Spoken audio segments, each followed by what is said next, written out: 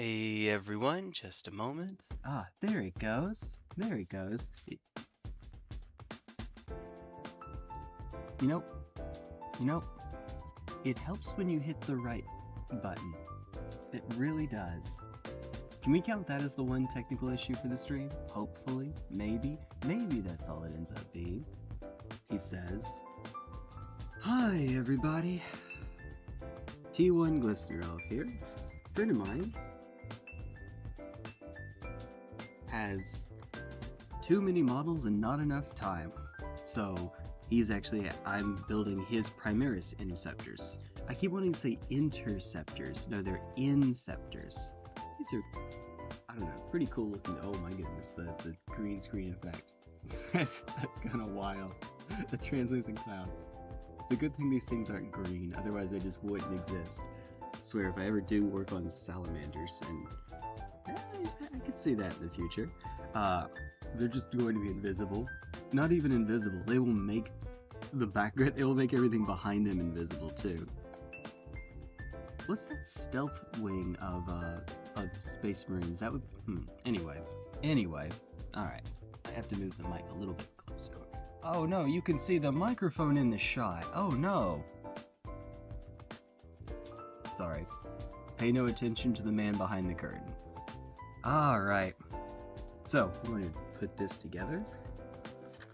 What are nails? Who needs nails? People that work with magnets, that's who.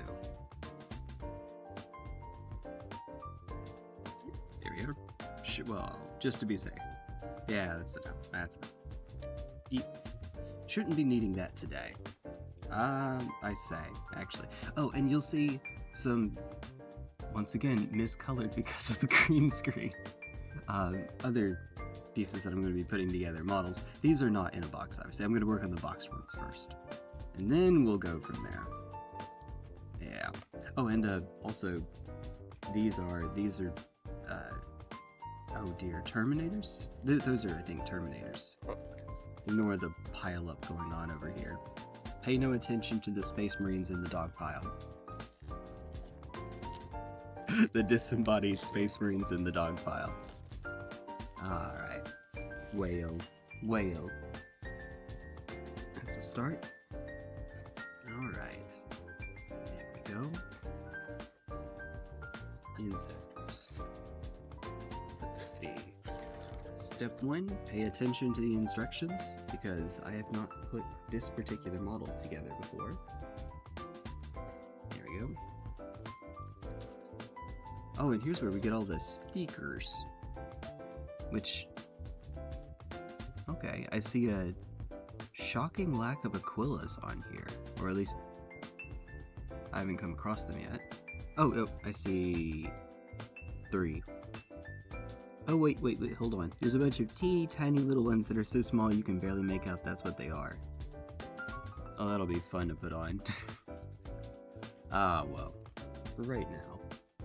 Thankfully, we don't have to bother with this just yet. Okay, so read this first. Alright, will do. Special instructions, please read them. I'm sorry, just a quick moment, folks.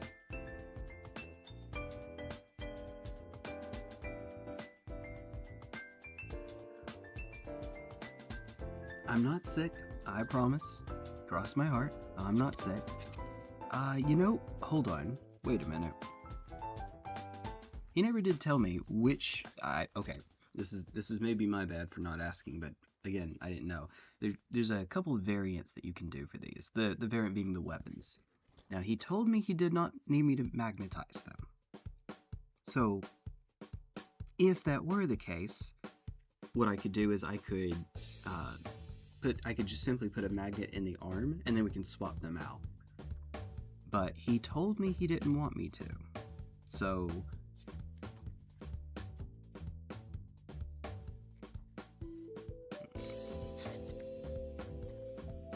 okay, hold on. Let me skip to the end here. Oh, thank you. Thank you for letting me know, computer.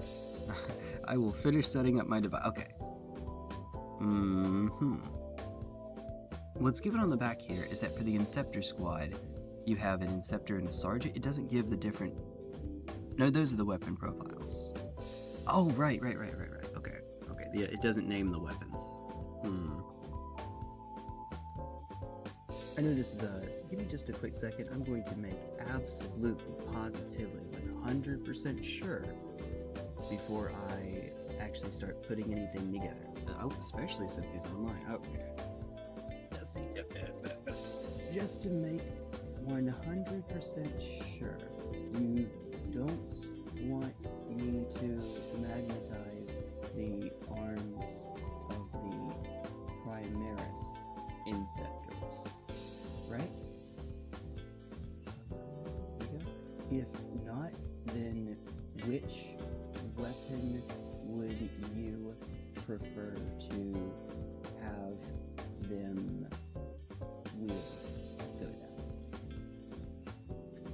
No matter how many times I spell that word, I still get the I and E mixed up for wield. I know how it's spelled, I don't know. Guess when I'm typing too quickly. Alright, so thankfully though, while we're waiting, we can put a bit of the rest together.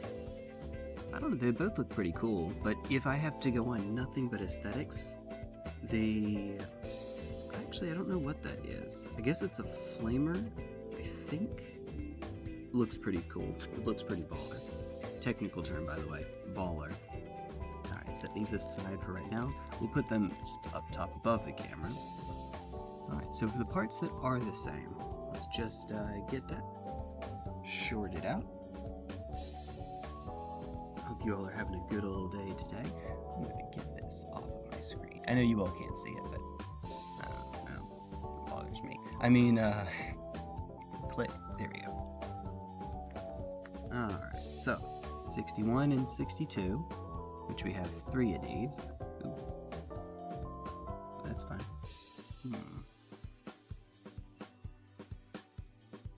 Wrong sprue? Oh yeah, I see higher numbers here. This should do it. Ah, there we are. Wait. It's close, but it's not quite what I'm looking for. Ooh. It's just a headache. It's fine. It's what I get for not sleeping.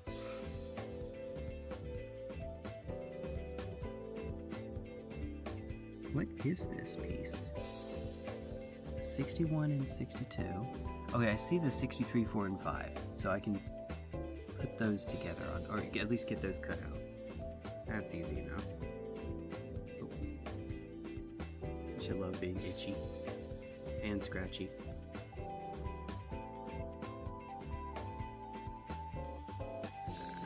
Alright. Try to cut them as closely as I can. Leave as little cleanup work for me to do later on as possible.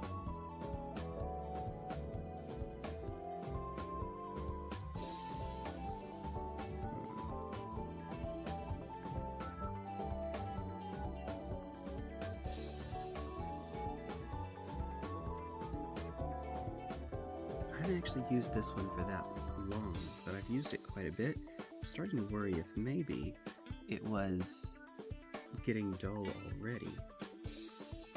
That would not be ideal. It would not be quite ideal at all. You could imagine.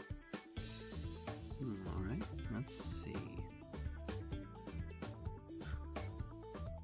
Where are you? More 60s over here. Maybe I had it right the first time. Maybe they are over here somewhere. Ah, okay. Here's 61. I got you now.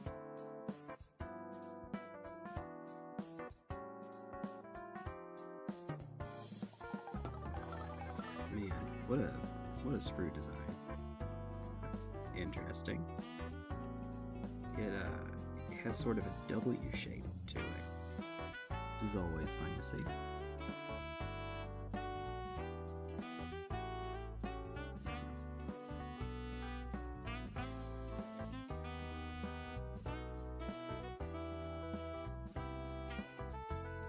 Love listening to some nice chill jazz. It's a watching a stream of a friend of mine yesterday, goes by the name Donut, who is playing some Dark Souls, so obviously one of my favorite games, may actually be my most played game, period.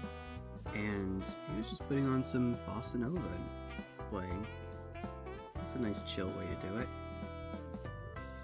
I have played Dark Souls to relax before because I am crazy like that, but I haven't done it with music like this before. Maybe I should do that one of these days.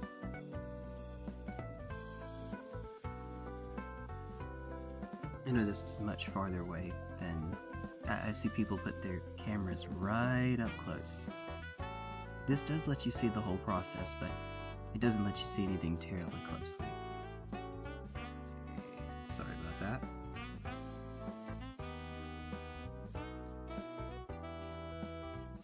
But we do get closer when we do the painting streams. Well, I say streams as if we've had more than one so far. We'll get around to it. Don't you worry. Never you fear. And all that jazz.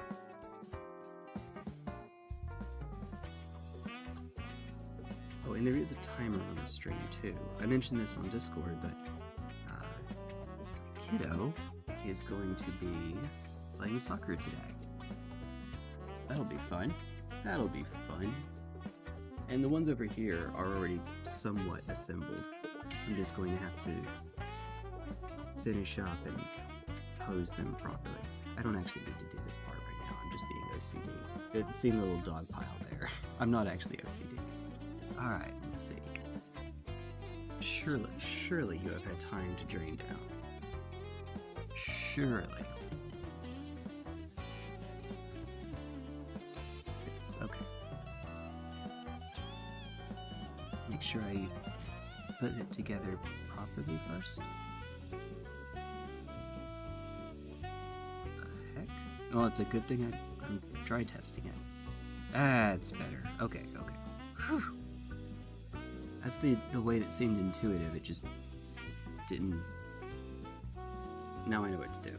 Now I know what to do. It seemed to come together correctly. Alright.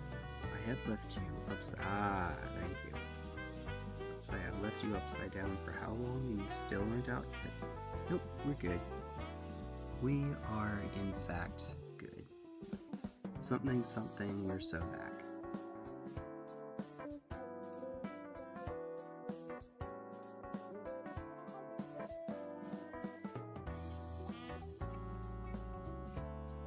And already, I'm covered in cement. Actually, this would not have been a bad day to try out the other one that I have.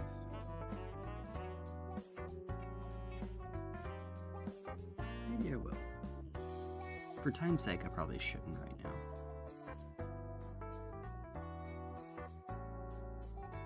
I have a new bottle of... what's this one called? That one isn't a liquid cement, it has another name, but... or at least it's another name given on the bottle. Chemically, it might be the same thing for all I know. It is given as cement. Okay. Vapor harmful. Let's definitely not do that. I am admittedly not... No. I want to try this on one of mine first, rather than on one of his. It uses a brush to apply it, rather than just coming straight out of the nozzle. If you're going to try that with try that with your own first, not your friends, just to make absolutely sure you can't have something go wrong. Because I know me, if it can go wrong, well, I mean, you saw the Baawa stream yesterday. You know what I mean. Right, it's like that.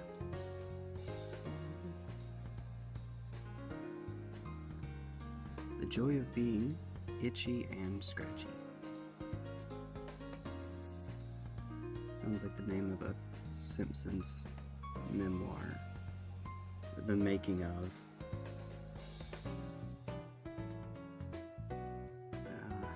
Okay, fit there. Come on, there we go. That's better. That's more like it.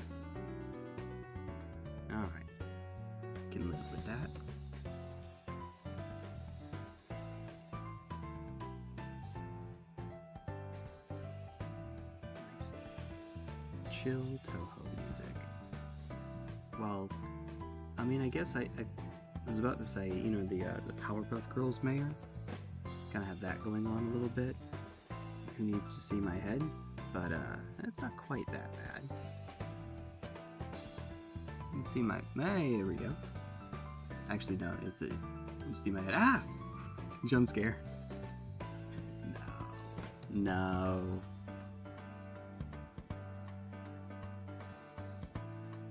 Yeah, some of these parts are kind of tricky already.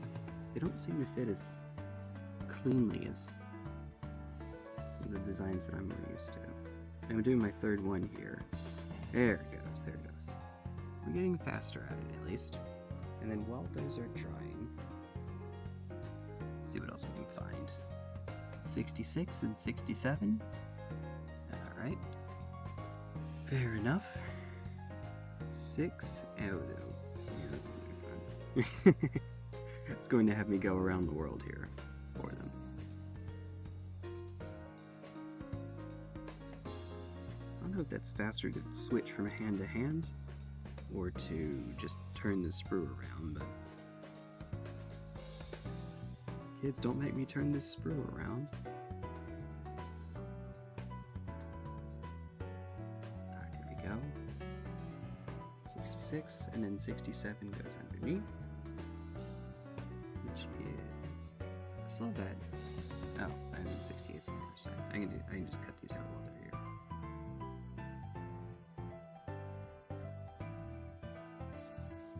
A little faster at it. Top 10 reasons to watch a T1 Glistener stream. Number 1, wait for him to stab himself, throwing something from one hand to another needlessly. Okay, that's top 1. That's the only reason you need. It's bound to happen at some point. Yeah, I thought I remember seeing him over here somewhere. I did, I talk pretty tad.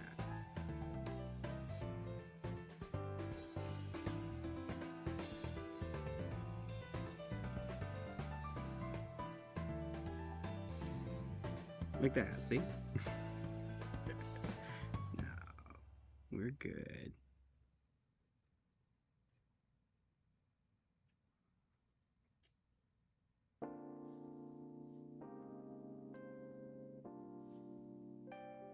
On the other side, it should be more or less the same thing, right?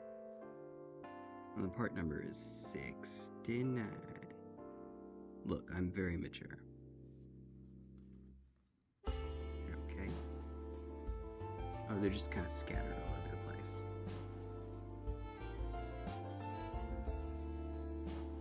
Instead of being all bunched together.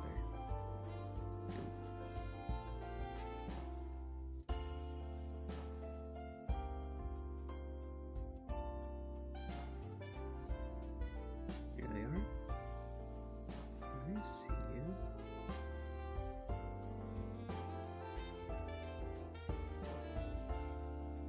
Good times. Hey, what's up, Fantastic Unicorn King? Hello, what's up? Hey, how are you doing? Hola, mi amigo. Ah, good to see. Fantastic Unicorn King is the Pow World streamer I sent people over to yesterday. This is an early start for me, so that means where you are, you actually get to see me. For better or worse. I mean, hope you're doing alright today. Hope you're doing having a good old time. Before I get much further ahead, see if I can cut off a little bit of the excess here. Make sure it looks nice and smooth. I know that painting will cover up some of this, but it doesn't take much time. That's fine. Basically, I don't want there to be a bump that comes up that you can't paint over. If it's even, give it enough coats that you can paint over it. Easy peasy, all that jazz. This part actually might be covered not by paint, but by another part. I can cheat. I can look ahead and see.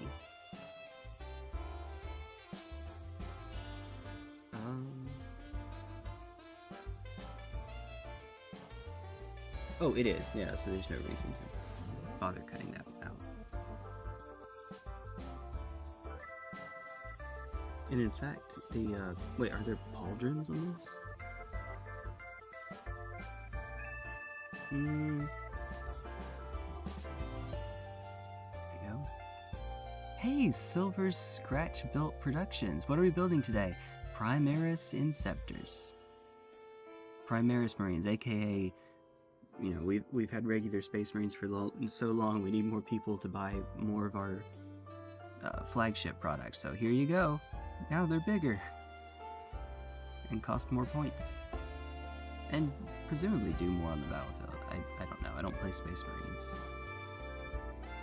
which is funny because I do play Stormcast Eternals in Age of Sigmar, or at least I collect them. I wouldn't say that I play them just yet. I don't have enough to be a playable army just yet. Okay, now there they are. There it is. Doing fine. Great to see some 40k stuff. Assembled a Mandrake's kill team some time ago. Nice. Still need to paint them, but I should show you at some point the okay. I don't know that I suck at painting, but I don't actually normally like doing it, which is funny. But Evangeline, my kiddo, she very, very, very much likes painting, and she and I worked on an Imperial Knight, so a big boy, and did I think a pretty bang-up job on it, in my thoroughly biased opinion. It's in our Discord server, link down in the description, by the way. Join the T1 Discord server and all that jazz. But yeah, I think that she and I did a pretty good job. I did some touching up on it a couple days later. But yeah, for her first model, and mine for that matter, I thought it was a pretty good job. Mandrakes. I guess I always have to ask, what made you want to play them? Just like the design? Nothing wrong with that, obviously. I mean, I play the totally not Gundam reference, so, you know. No.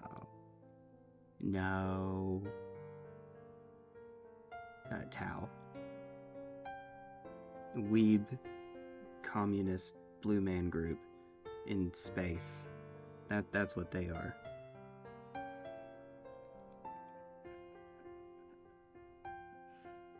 Weeb communist blue man group in space. I almost could do the whole none of these words are in the Bible meme. Almost.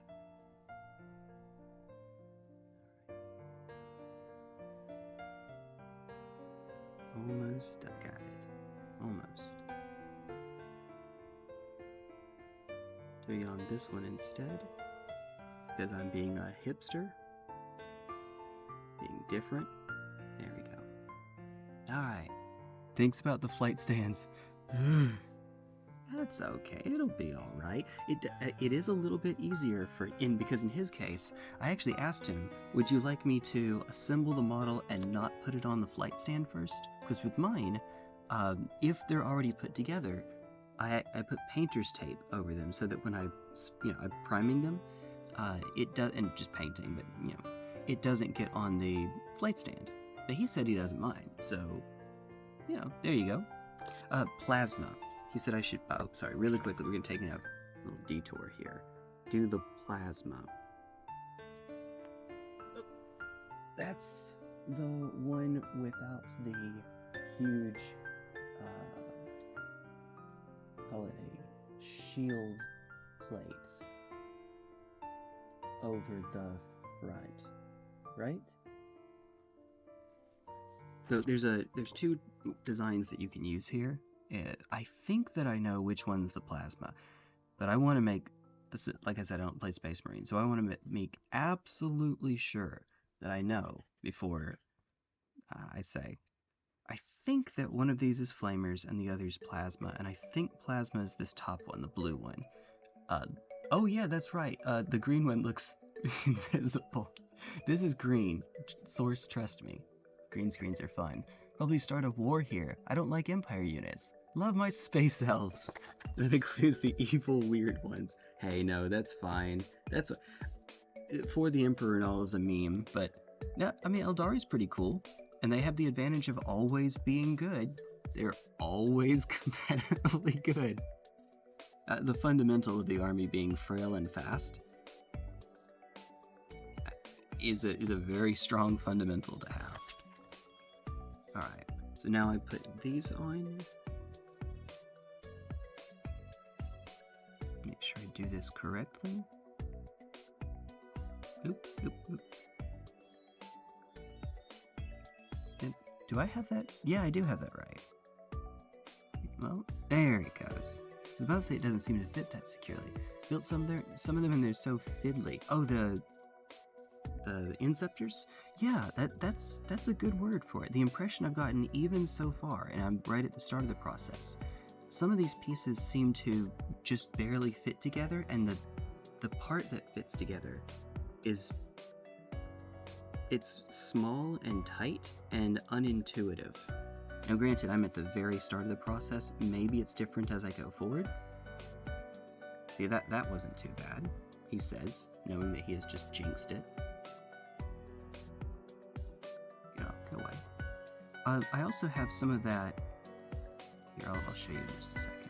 It's another cement, but I'm not going to try it on. Try it today because I'm going to wait until I'm doing it on my models first, just for practice. See, like that. There we go. See, this one, of course, just comes straight out of the nozzle, which is great. I like it. I like it quite a lot. This one, the popular one, has a brush inside of it. And it might even be better, but I've never used it before, and I want to make absolutely sure that I don't mess up, so I'm just going to go with what I know. Also, I've had this thing since 8th edition. It has made... I don't know, 5,000 points of models at this point, and it's still going. So, you know. You know. Right.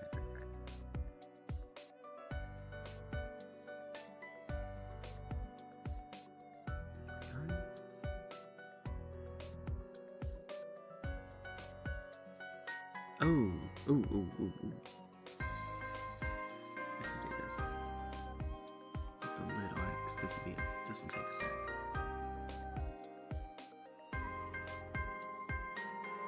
What I was saying earlier about making sure those raised bits aren't on it. This is a smart idea, by the way. Do this with your finger on the other side. To be fair, I'm not applying a lot of forward pressure, doing back and forth, a sawing motion. Basically, this cutter, the clipper, didn't get very close, and so there's some excess here. I'm going to make sure that comes off, because that way when he paints over it, there won't be a raised section.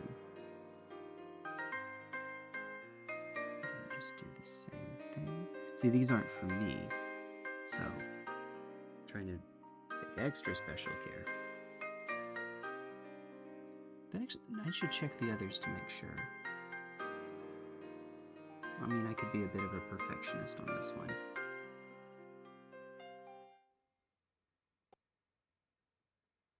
It's much more slight, but I suppose.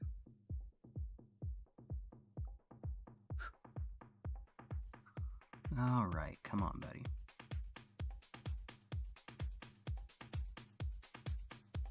Just be careful you don't cut so much that you cut past the raised section into the actual piece itself.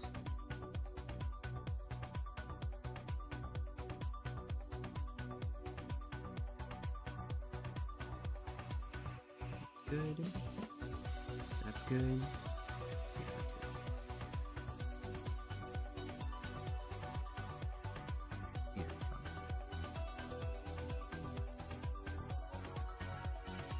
Either the clippers are... It's probably not that the clippers are getting dull, it's probably just that I was not as close as I should have been when I was cutting. That's probably it. Which, to be fair, it was on a curved piece that I was cutting. So, are these Inceptors your first Space Marines you worked on? Actually, yes, they are. Believe it or not. They are my first space... You know, the flagship army for the entire game, and these are my first. The first... and they're Primaris... Oh! Yeah, hold on.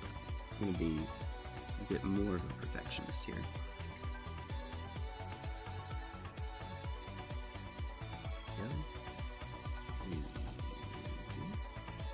Easy does it. Don't have to do much. There we go. Always put these back on.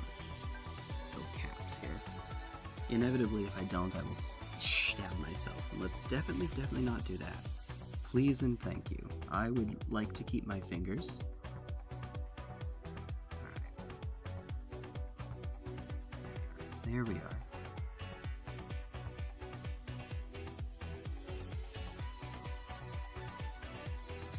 Go. Get into it.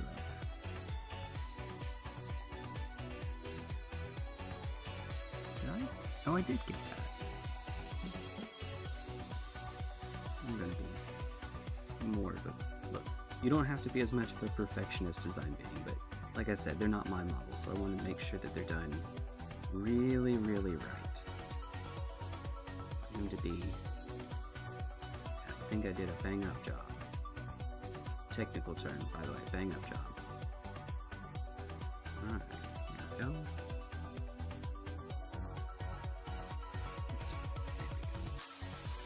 I know what I'm doing. One of us! I wouldn't be against, I was saying earlier, I don't think I'd necessarily be against Space Marines. I like the, I like some of these designs. I can see the appeal. I was told, granted, this is word on the internet, but I've heard this multiple times, so I suspect that it's probably true, that when they were released, the Space Marines, their first kit or line, outsold the entirety of Warhammer Fantasy. The entire game. For a while.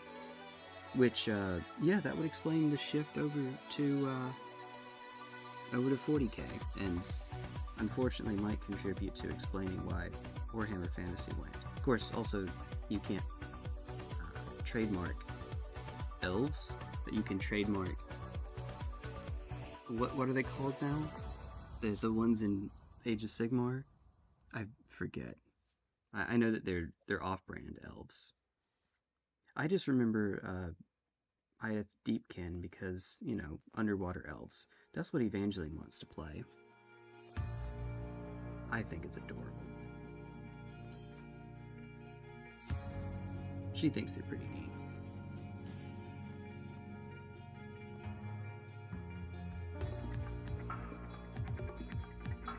Yeah, she wants to play the Flying Turtle army.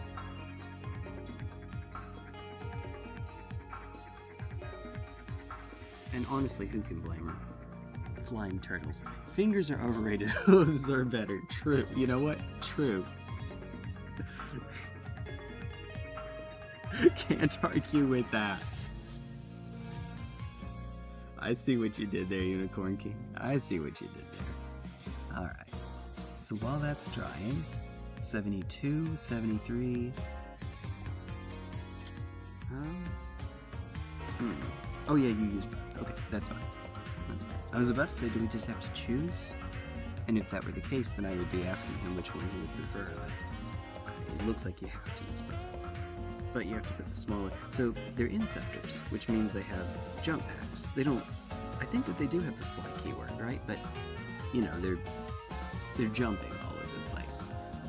To help with aerial movement, they have ailerons, which is pretty neat, I think. As someone who has a lot of TOW, so battle suits, and the commanders have ailerons all over them. Alright, I swear to God, there have to be more in here on this end.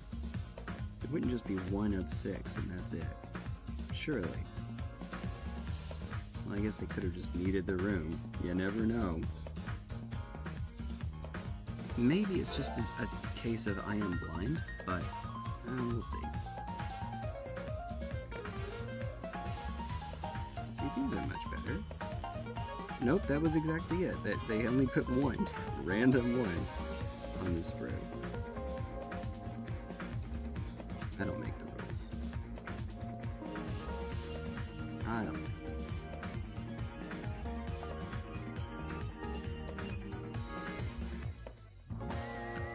Like I said earlier, don't do that.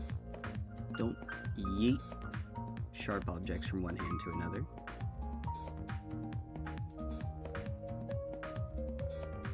It may not go as well for you as it, well, somehow has for me. I'd like to think I have a dex score of at least 3. Alright. When I was a teenager, I was into playing D&D, which back at the time would have been 3rd edition. Right at the start of 3rd edition, when we got into playing. Some friends of mine and I, being the min-maxer mathematics enjoyer that I am, wanted to figure out what my stats would be if I were actually in D&D. Figure out what my constitution was by how long I could hold my breath and silly stuff like that. I don't remember if I was able to come up with a dex score or not, using some indirect measures.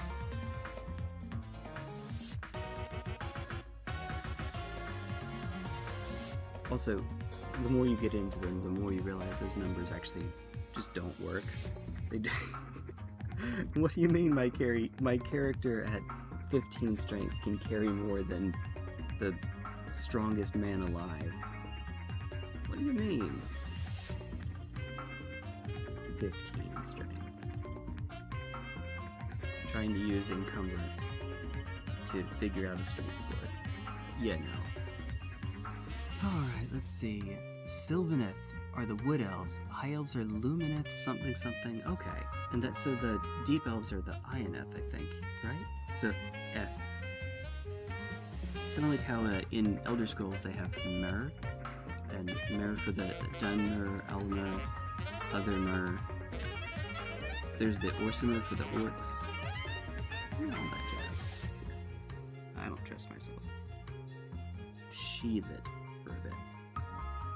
So these go on to bottom first. To bottom. To help get them oriented properly, there is a small bulb on the end here.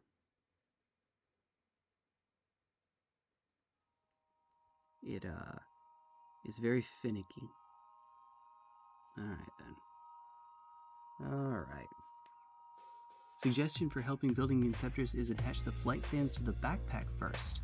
Wait for the glue to fully bond, then attach the backpack with the flight stand to their backs. I wish I could save a message so that I could come back to it in just I mean, I guess I could. Honestly, maybe just pin it now. I'll remember. No, I won't. I'll remember to come back to it. That is entirely too much, by the way. Alright, here we go. It's right on, right on. These are tough. I say as someone whose favorite part of the process is the building, but dang, these are tough. I say, there are days when I enjoy it more than the game itself. To be honest. I didn't realize before getting into 10th edition how much randomness there was. And I don't mean randomness like the dice rolls. Obviously that's random. That's to be expected.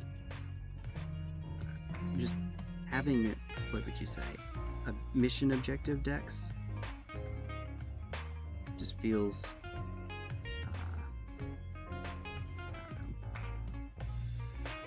It's not my favorite thing, but it's probably a good thing to have, so that games don't feel like they're the same each time. And for build variety, build your list so that it can accommodate any mission, and not just get shut down when you... or just be optimized for nothing but combat. Creates better decision making. Do I give up my shooting for this turn? And it helps balance some armies. Knights. Imperial Knights. Not like they're balanced, but it would be worse without them. Imperial Knights are kind of stupid right now. I say, it's not my army, it's hers, so I love the fact that our I guess we have one Imperial Knights player at the store now, and it's a 10-year-old. That's pretty silly. That's pretty funny. Only suggestion, of course. When I should look ahead to get a better idea for what you mean. Alright. Attach the flight stands to the backpack first. Wait for the glue to fully bond, then attach the backpack with the flight stands to their backs.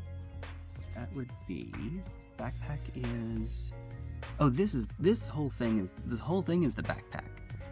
Right? Yeah, okay. I think this part is the backpack, right?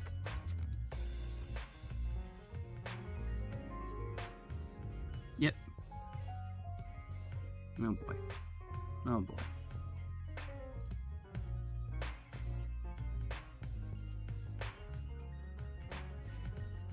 I see what you mean. I see. Yeah, oh dang. Okay.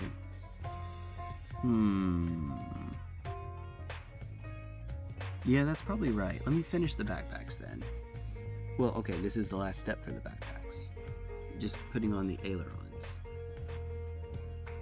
Alright, fair enough.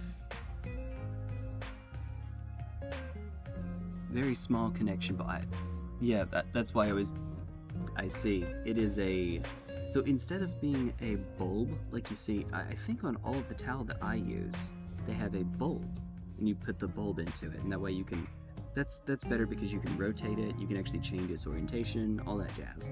With this, it is a slit. You only have one way that you can put it in, period.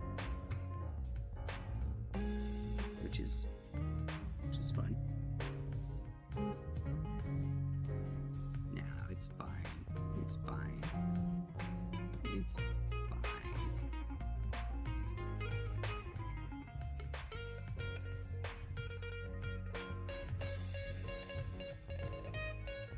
I'm getting faster at that. Just as long as I'm careful.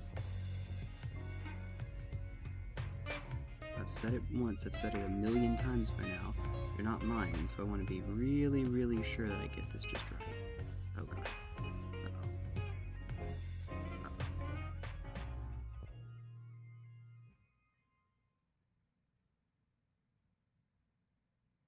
Okay, good. There's a little piece over here that it did not get sharpened down or whittled down enough, and so it was actually blocking the aileron from getting in all the way. But I was able to push it in, so push it real good. This is the last song on the album. 8 albums here. I actually haven't looked in to see what new music this group has come up with yet. Not in a while. Not in entirely too long. Should give that a look again. If I did it correctly, they should be parallel with one another.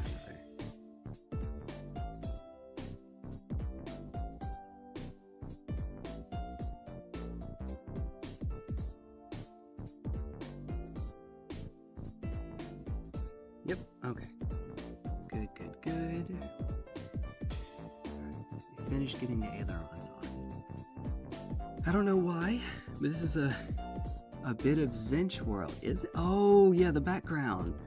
I see what you're saying now. I gotcha.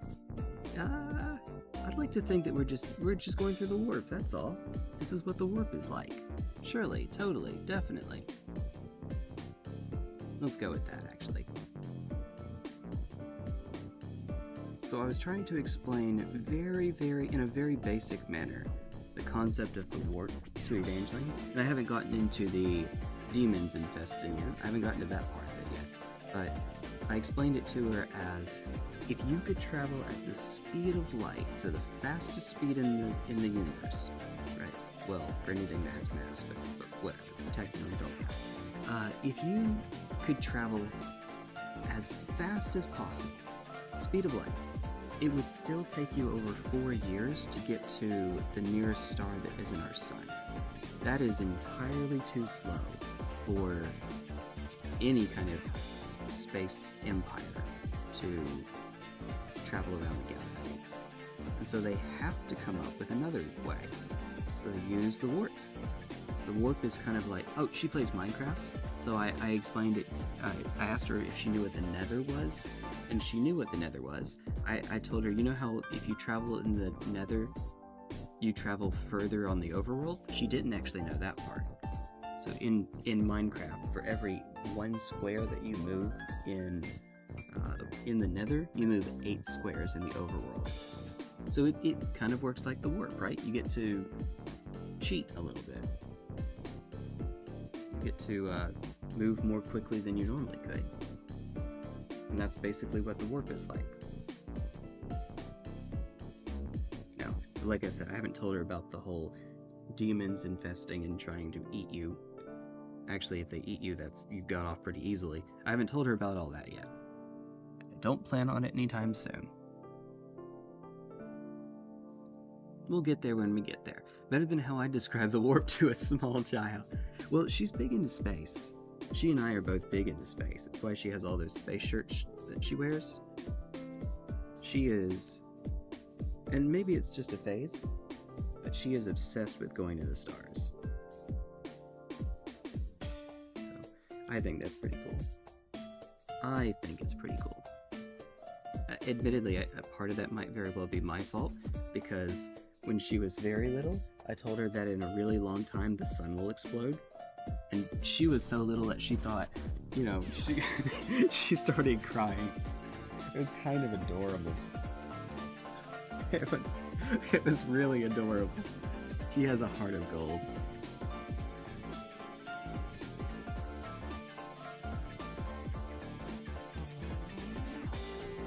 Testing it first. Make sure that I do this correctly. Okay, so you actually do get a little bit of adjustment. You can't rotate it, you can't, or excuse me, you can't turn it side to side. Okay. Let's see. Flight stands to the backpack first. Backpack with the flight stand to their backs. Okay. In case it weren't abundantly clear, I agree.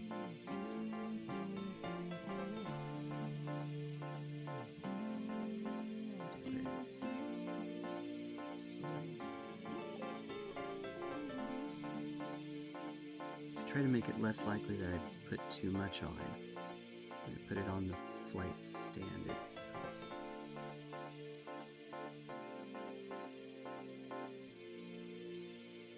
Where if I do get too much, then it just goes into it goes down the flight stand rather than on the rest of the model.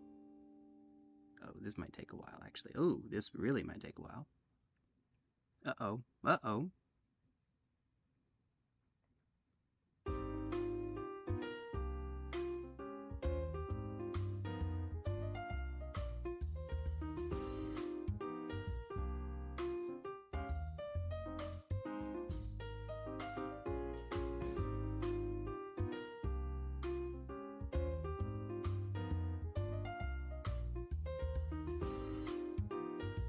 Trying to see if it's attached to the point now where I can just let it rest instead of having to hold it. Trying to explain the heat death of the sun to a small child. Yeah, it was one of those things where I didn't even consider in the moment how that might terrify her and give her an existential crisis. She was under the assumption that all of us were going to die. Honey, this is billions of years from now. Although, to be fair, the actual not the heat death, not the, well, the heat death is the wrong word, but the planetary, the sun dying, that part doesn't actually happen for billions of years, but the sun expanding and engulfing Mercury, Venus, and probably the Earth. I think at this point it's probably, not just possibly. Yeah, that part, that happens quite a bit sooner. I know better than to tell her that now, though.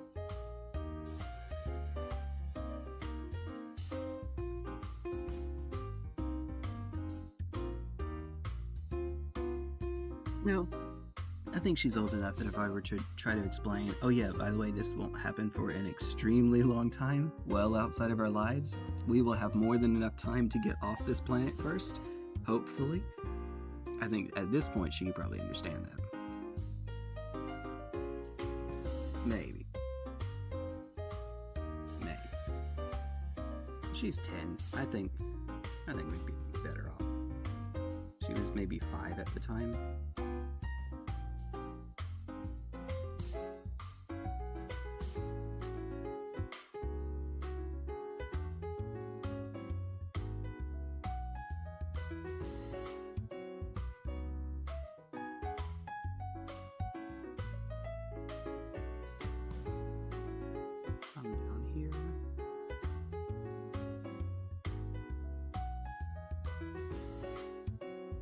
Nothing like some chill jazz to put some flyers together, right?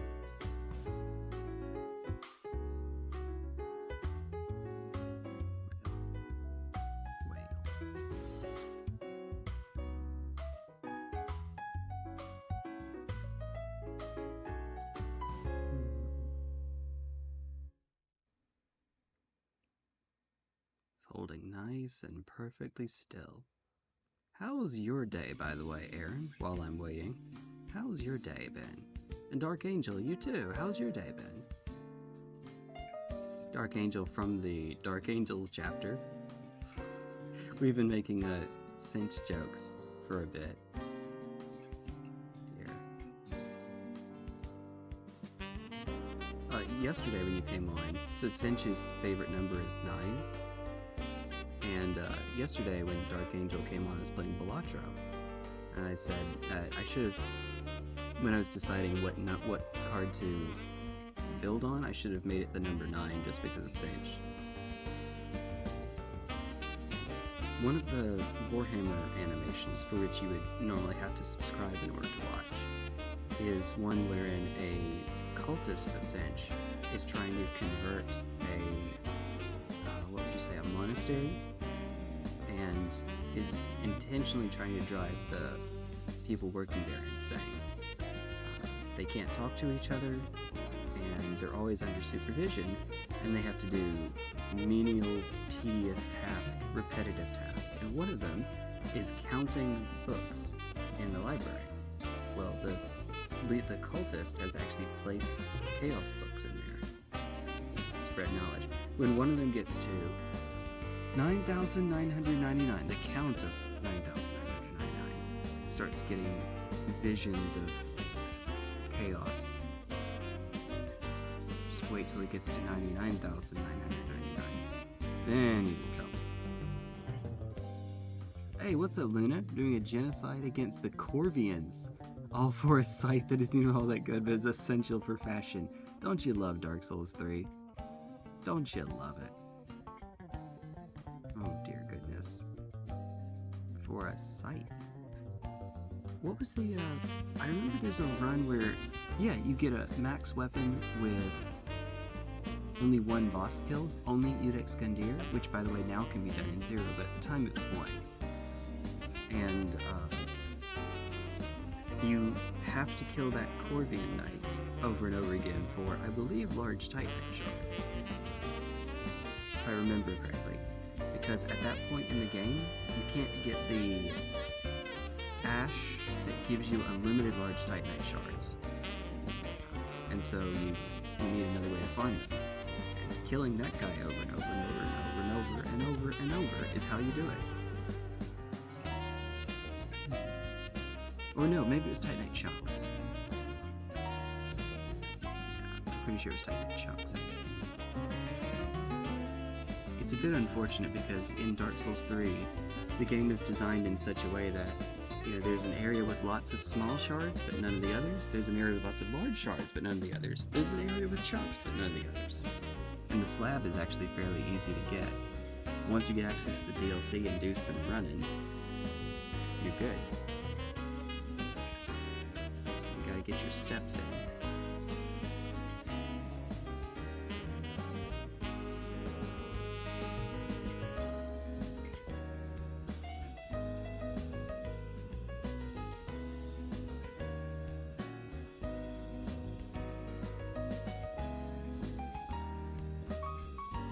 Good to see you, by the way. How have you been, Luna? Aside from killing the Corvians, what have you been up to? School, I think, right? Having a good old time in school? As I'm having to just hold still for a bit.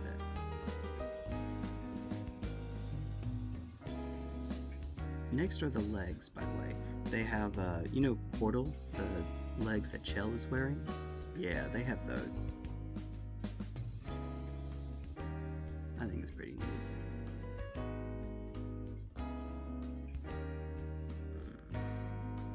I think.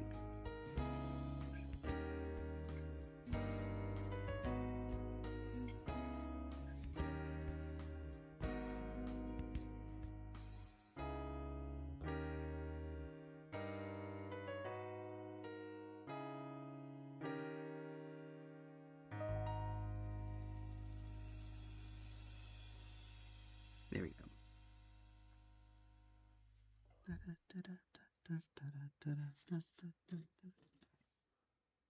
Wait for it.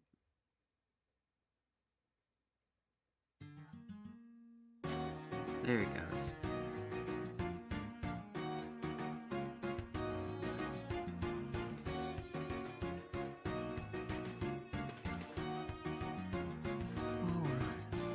Oh my goodness. Oh my.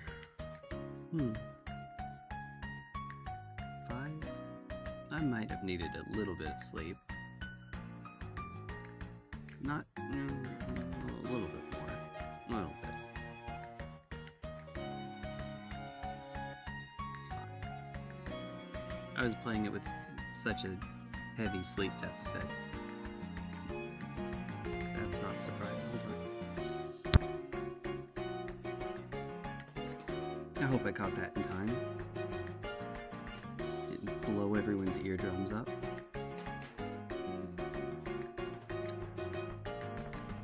So, day before yesterday, I did a more than 12-hour stream, and then I decided, you know what, I'm not going to be able to get enough sleep before work anyway, I'm just going to go to work, and it'll be fine. It'll be fine. Everything's okay. Nothing bad could happen. And then I came back and did another stream because what is self-preservation? Why would I ever do something smart like that now?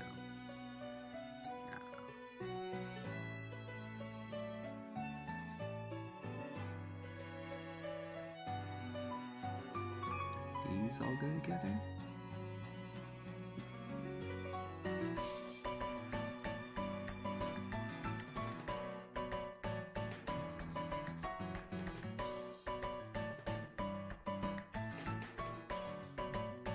I had it upside down, that's why. That would in fact do it. Make sure that I have this right first. Like there it goes. Alright, that's how it's meant to fit together. Okay. I got it. I got it. Okay. Actually do it this way. Just a dollop. You don't need that much. That's, by the way, the ritual to cause an unlimited amount to come out. You know how it goes. The less you want, the more you get.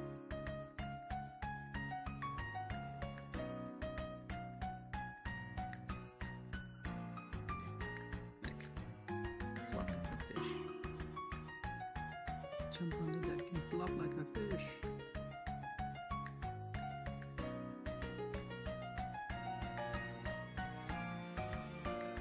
Easy peasy. Now that's done. 6, 8, and 7. Well, there's 8.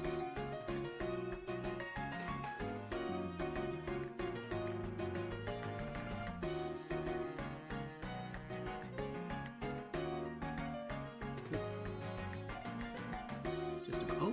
Oh, I thought it went transparent for a moment.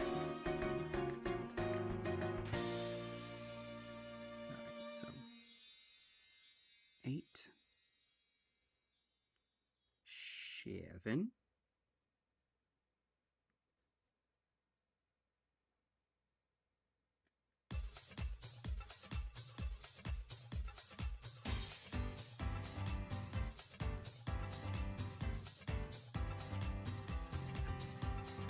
12, and then where is, there you are, Hoot 10, 1 Virginia.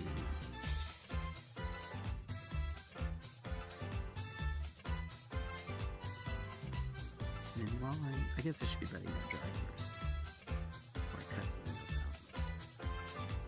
Maybe. Perfect. Perfecto mundo.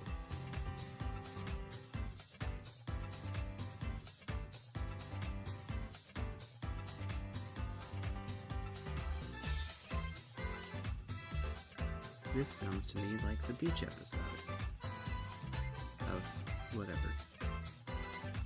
Persona, let's go with that. It's the, yeah, there was I know at least for 4 and 5 they go to the beach at some point because anime. So, presumably in the other games too. Because anime. Yep, nice and easy. And the steel drums are nice too. Underrated instrument.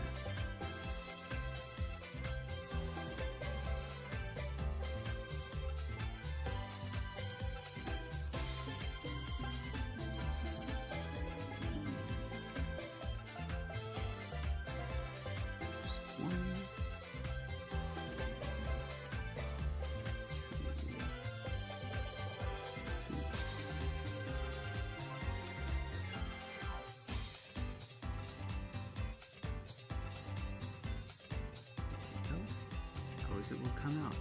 Some Space Marine suppressors. Jump pack dudes with big auto cannons. Box set for 140. Hold on. Alright, I have to look this up. Alright.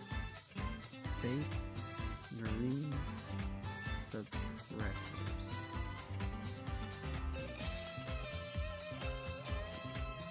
Take a look. Okay, yeah, those do look, they look bigger, but I'm having a hard time imagining them being worth $140 though. I mean, that's what, $20 more than the combat patrol boxes were, I think. And you're getting 3 dudes. They better be really, really good. They better really pull their weight. They're going to be worth that much. And if not, well, Games Workshop, right? I'm looking ahead for just a moment.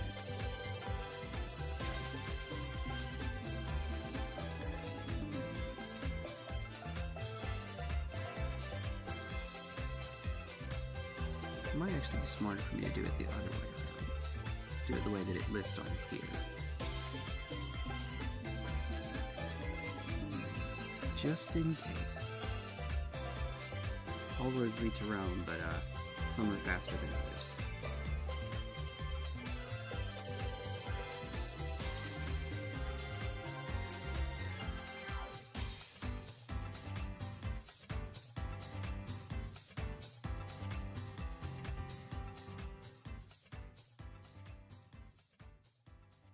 Alright. That's good. and then you choose which weapons go on and which helmets go on.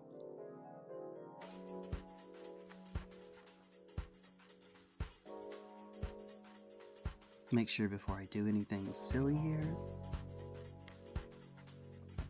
just follow the top then. 26. How many 26 helmets do I have? See, I have never actually played against suppressors before, and I wonder if that might be the reason why. If they cost $1 bajillion to play. 140 for a set of 3.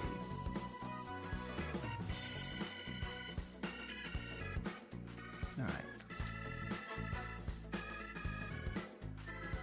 Oh, yeah, okay, never mind.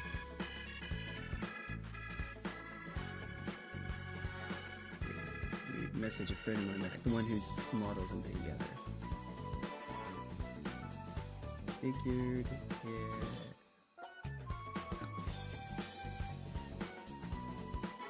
There we go.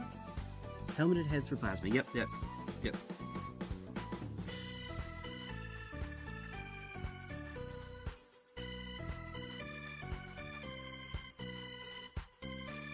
Is it just the regular head but you put a helmet on it? There's not a pre-attached helmet piece I cut out?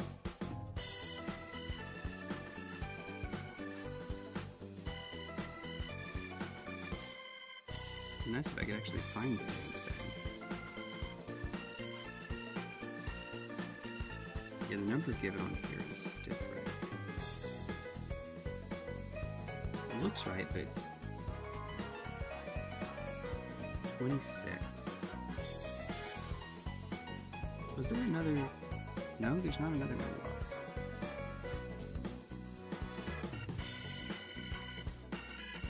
I see Space Marine heads, but the numbers for them are just much, much higher than what I'm seeing on here. 42, 43, 58, 60, 59. Okay, now that's what I'm seeing on here. I'm just not seeing the lower numbers. 25, 26. Ah, okay. Nope, that's because I'm blind. When in doubt, it's because I'm blind.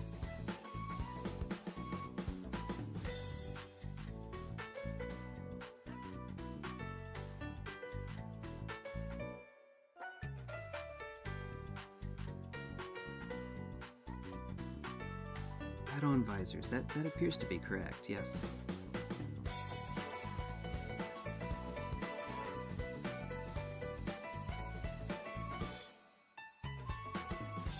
I'm still going to check, test them out here to make absolutely sure.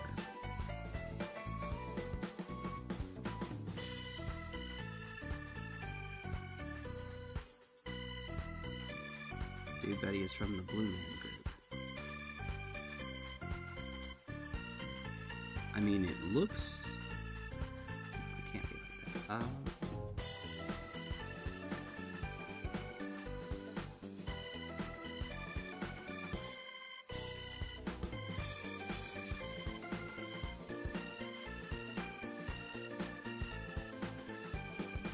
I think that's right.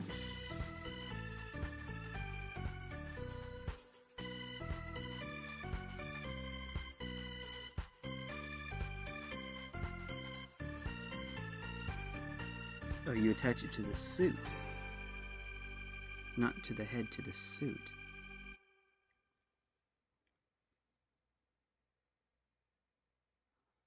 This. I want to make absolutely sure I have this right because, to be frank, it just looks wrong to me.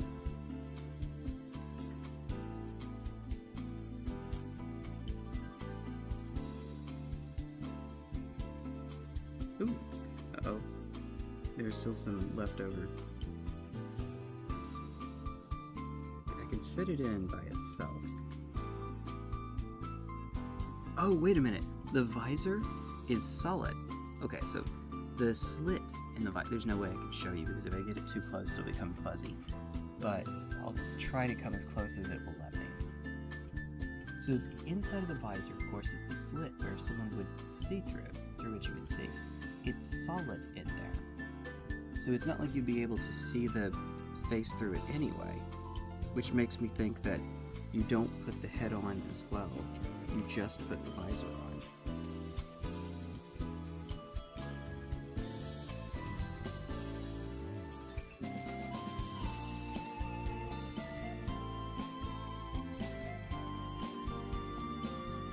Indeed, I can't see a way to get it to fit if I put both on anyway.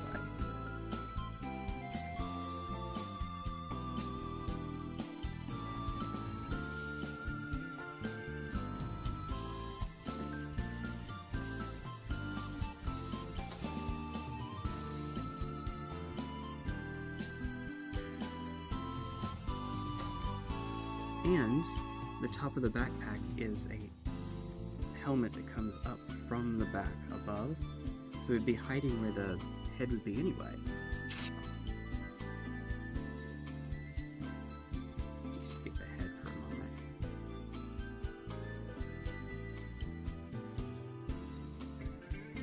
What piece is that?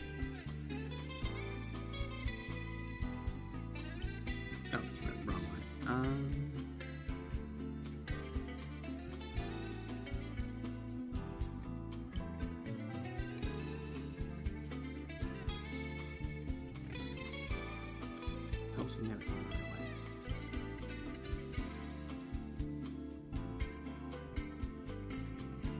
Yeah. Also, the flight stand came off. Whoops.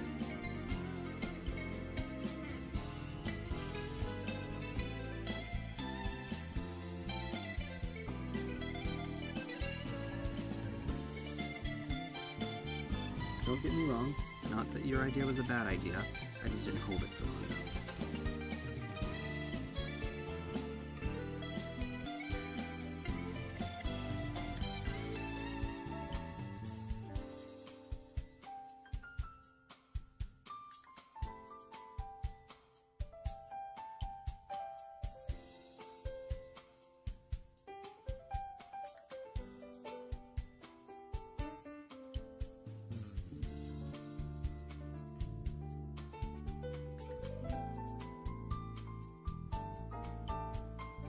You have to wait for a hot minute.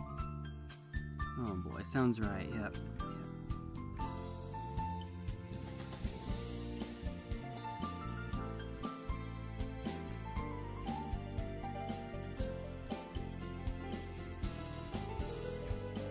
I might be here for a sec. Sorry.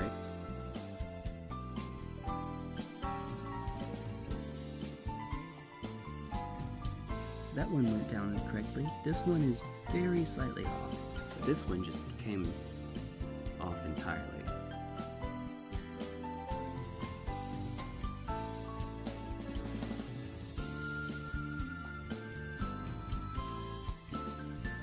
So we might be here for a sec. And I should have gotten a drink first. My fatal error.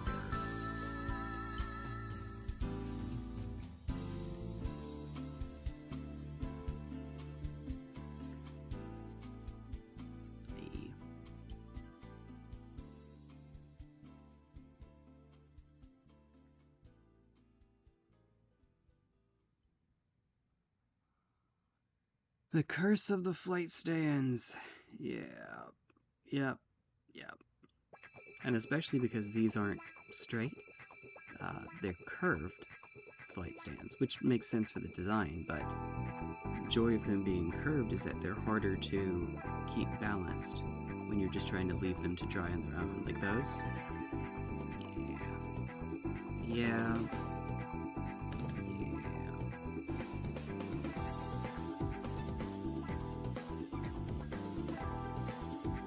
Might be here for a sec.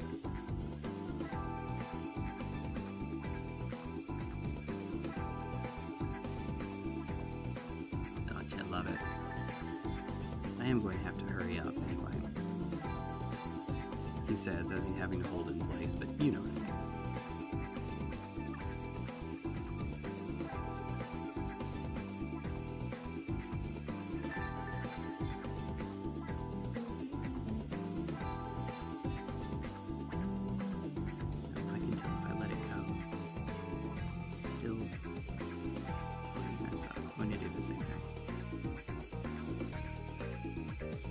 this takes a sec.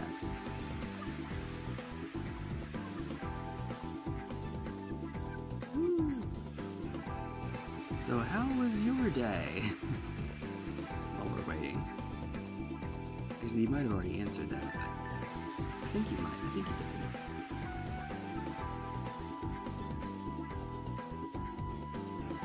I blame the fumes.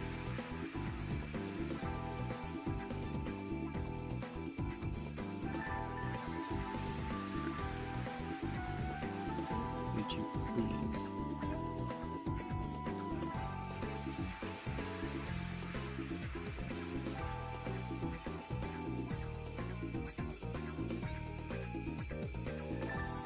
If I could keep it in this position, it would finish in the right orientation.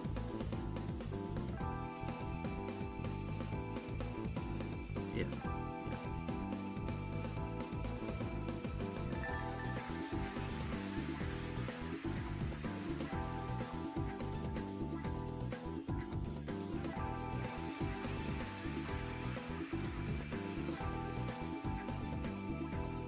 Maybe you all can't see that, but because it's hiding behind the microphone, that I'm using the tilted surface over there. Oh, that's actually... Was it this one? Nope, the other two are fine. The angle... Anyway, I need to get back to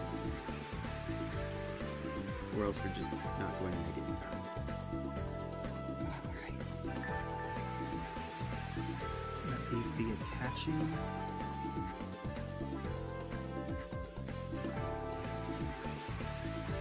It looks as if I don't use both the head and the visor. It looks like I use just one or the other. Unfortunately.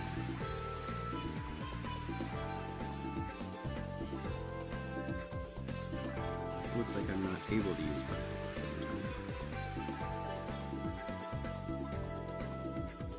It's a little unfortunate, but I think I get it.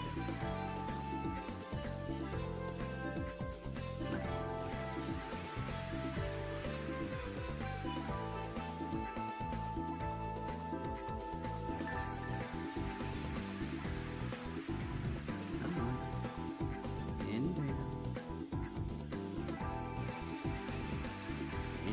He's pretty good. Short day at work. Yes, I had the day off today. That's why I was able to start early. I'm glad you did. Those are always nice to have.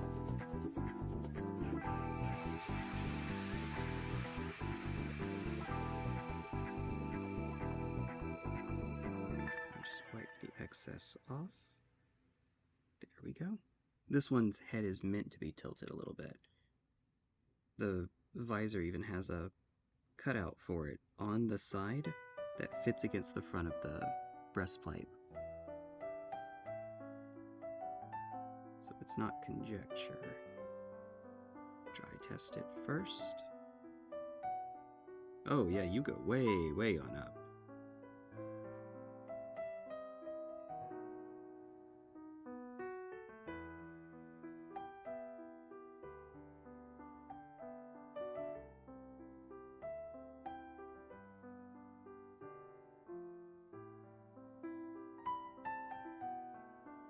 Come on, come on. There we go. This is going to have to be held for a while too.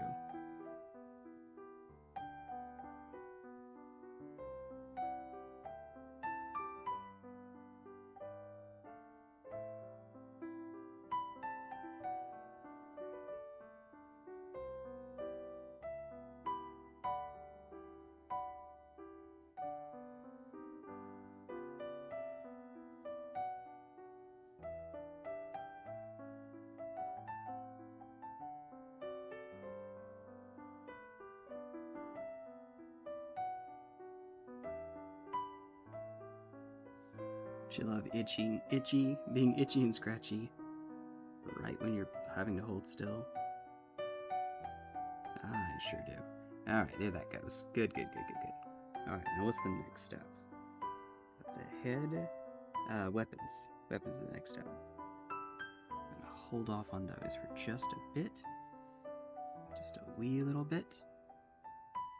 Let's give him that spare piece right there. Okay. And then yeah. So, weapons, backpack, pauldrons. While that's drying, maybe let me start cutting out the next bed here. We're looking at 29, 32.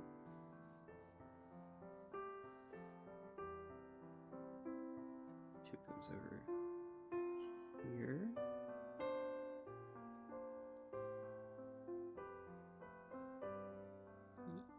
You'd like for the other pieces to be near enough to them. This is 30. Goes over on the left.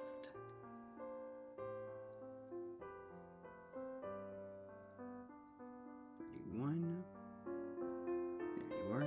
Hey, bud.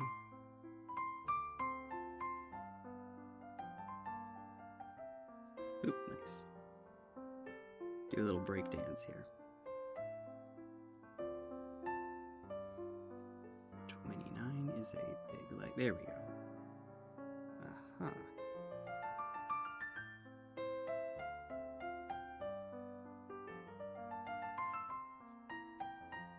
Let me glue these.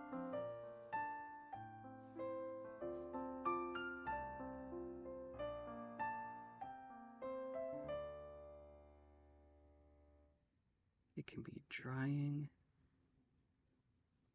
while we're getting our work done. There we go.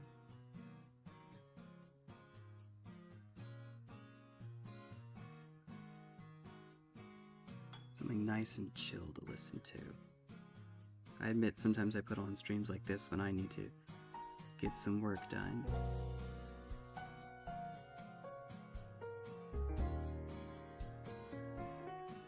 33 and 34.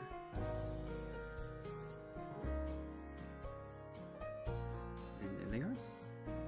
Easy peasy.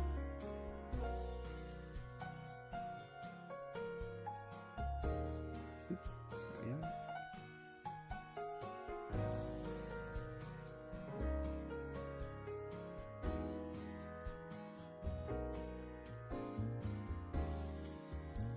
Tomorrow is my day off from streaming. Not my day off from regular work, alas, but day off from streaming. I'll actually be going over and playing some Fortnite. Be playing my Tau against the guy for whom I'm building all these. That's always pretty neat, I think. I think the Tau are in a much better spot right now, but, well, there is a particularly big fish to fry, and they're decent into them, kind of. Knights are a big deal right now. Both kinds of knights are a big deal right now. And the lower toughness actually does make a little bit of a difference for Tau, for the small guys, because it means they're more susceptible to 6 strength, which actually comes up more than you might think. Although as much as I use Fusion, it doesn't actually. Fusion is the Tau Melta. It doesn't matter as much for me. But hey, I'm using Melta against Knights. I like the Sun Forges, the ones that hit for 28, 27. That have they're 150 points. They have the 4 of Invuln save, and 27, 28. There we go. And Melta, double Melta. Obviously, that means they're very inefficient into smaller units, but just don't use them for smaller units. 5 head.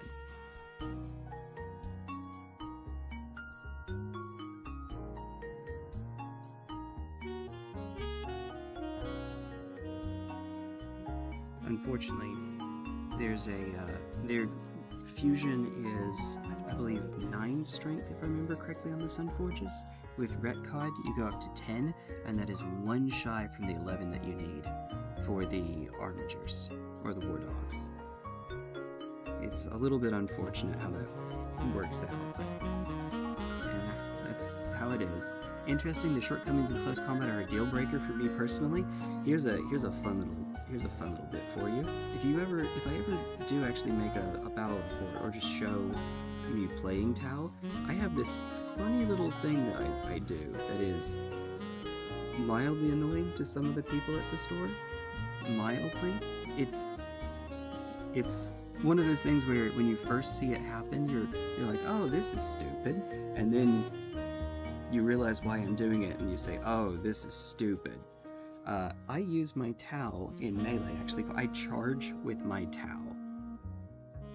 Like the Pathfinders, the stealth battlesuits, I charge with them. And if that sounds ridiculous, you're not wrong. It actually kind of is. Hold on. 42 and 43. Okay, but the reason is I'm trying to lock my opponent in place. And for that, it's actually decently effective.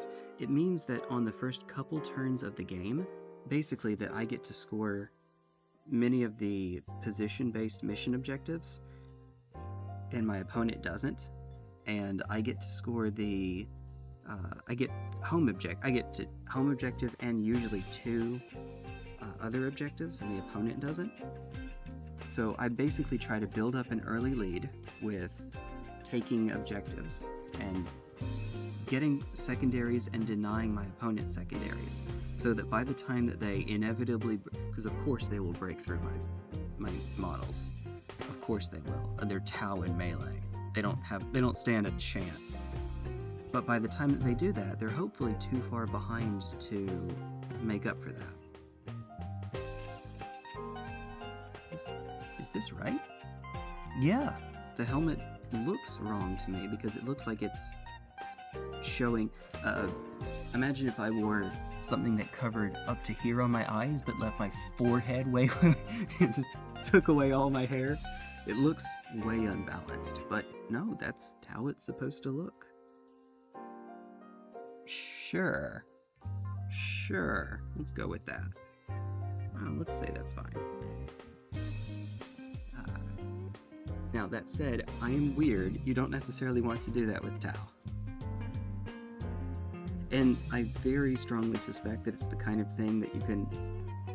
it's not the kind of trick you can pull off only once. You can do it more than that, but if the opponent sees it coming, there's more counterplay to it. I mean, it relies on getting infiltrators, especially infiltrators with Scout, right up to the opponent, as closely as possible. So there are counters to it. You could have your own infiltrators, you could have units with Fly, you could have Deep Strike, you could have... I mean, I guess there's the unit-specific ways to counter charges that reduce the range of charges, for instance.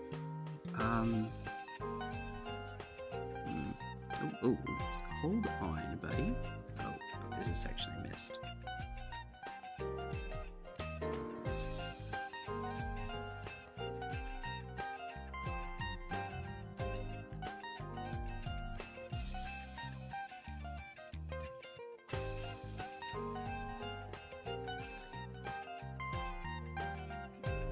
It's awfully finicky.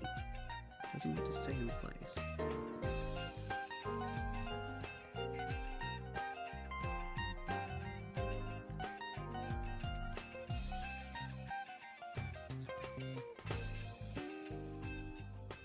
Okay, now, while I'm waiting.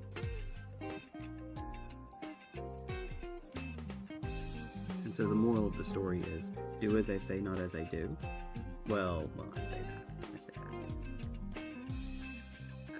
You can technically do that with any, let's call it infiltrator heavy army. Famously, Death Guard can do that. Death Guard with the Poxwalkers now have infiltrator, and it is exactly as dumb as it sounds. I don't know why. I guess maybe the idea is that they come up out of the ground. Genuinely, I don't know what the flavor behind that is. Strength 6 flamers, there you go. There you go. That's another counter, yes. Confirm. Oh dear. But yeah, Death Guard can do the same thing with their Poxwalkers. Except in the case of Death Guard, they get so many Poxwalkers because they're 120 points for a squad of 20, and they're a battle line unit, so you can run 6 of them. So you can spend 720 points, and you could just, you know, put a bunch of them right up on the opponent's line and say, break through this, I dare you. And Poxwalkers are, I mean, they're not the hardest thing in the world to kill, and they don't hit hard back, but they're pretty annoying. You know, they have their aura debuff that's going to apply.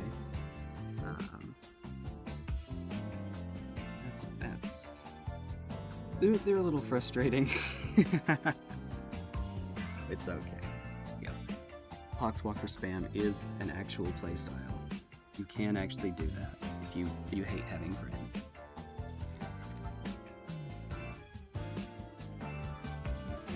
Right.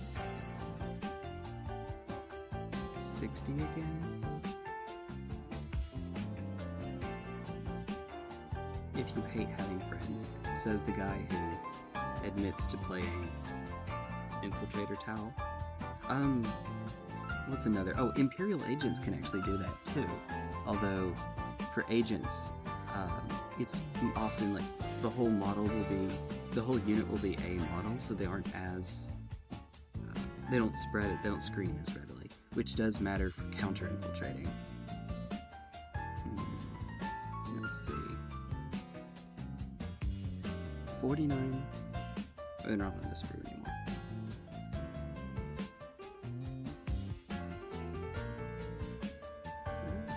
There we go. 26.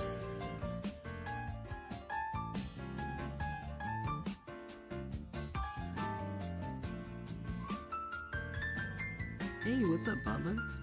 If playing my pink and blue horse have taught me anything, you don't have to actually kill anything to be effective. Gotta be annoying enough to never get pulled off the objective. Yes. Yes. Unironically, yes. If you... Well, to still have more units at the end that have enough to hold for objective control. Because technically, you don't have to pull them off the objective. You just have to kill enough units that they don't control the objective anymore. So, that's another way to do it.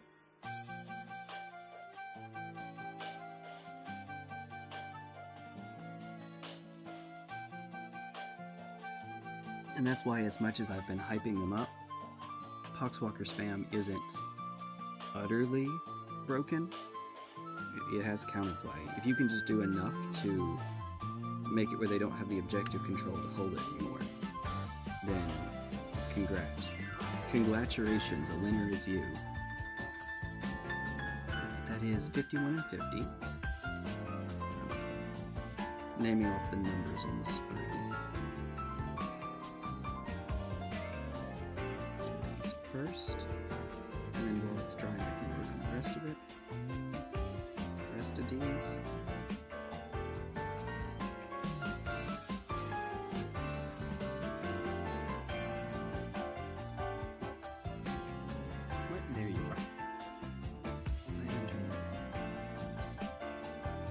Don't you love when that happens? Building on the floor? Can't say I've seen that. Hey, 5-time dive, what's up? It's just, more comfortable for me, he says as he hunches his back over. It's more comfortable for me for now. I may regret this later. I actually always stream from the floor.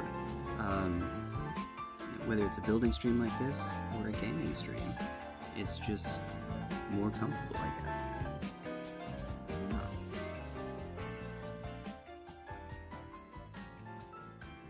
I may regret that someday, though. Maybe, possibly, probably, definitely, already. What? Alright. Good to see you, though. How have you been? What do you play, if you don't mind my asking? Best feeling is when half of my pink horrors die, since blue horrors have the same control score as pinks. When you kill 5 pinks and 10 blues pop out. Goes from 10 to... Wait, hold on. What? Hold on. So when you kill 5 pink horrors and 10 blue ones pop out, your control score goes from 10 to 50. Okay, please explain that to me, because I am I am lost in the sauce on that one. How does that work? Lost in the sauce.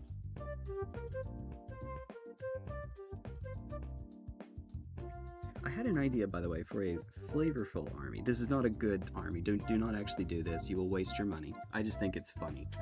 If you're playing an Imperial army, you can take one Titanic Imperial Knight, or up to three of the smaller ones, the Armigers. Well, Canis Rex, which has got a huge point reduction, is an Imperial Knight. It's a Titanic Knight, so you can take Canis Rex.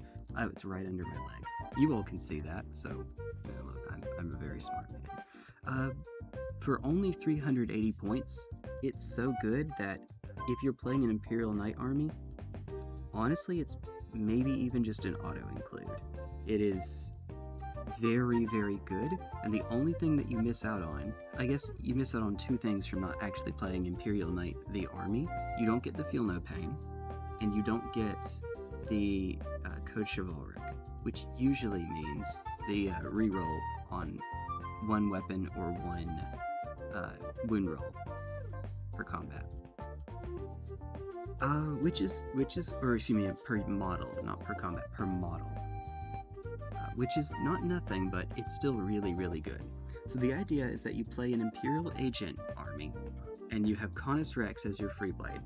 And the flavor behind this is that it's just walking around on the battlefield on its own. Meanwhile, every other unit in your army has stealth. And so you have this Pacific Rim, this Gundam, walking around, and a bunch of ninjas popping out from the corner to take pot shots. Obviously that doesn't actually work because, you know, on the tabletop you can see where units with stealth are. It's not like you can actually surprise them, but I just like the flavor of that. Giant robot supported by a team of ninjas, a whole village of ninjas. It is stupid. Do not actually do this. It might, if objectives did not exist and secondaries did not exist, and the only object of the game were simply to take out your opponent's units, maybe something like that could work. But of course, that's not how it actually works, unfortunately.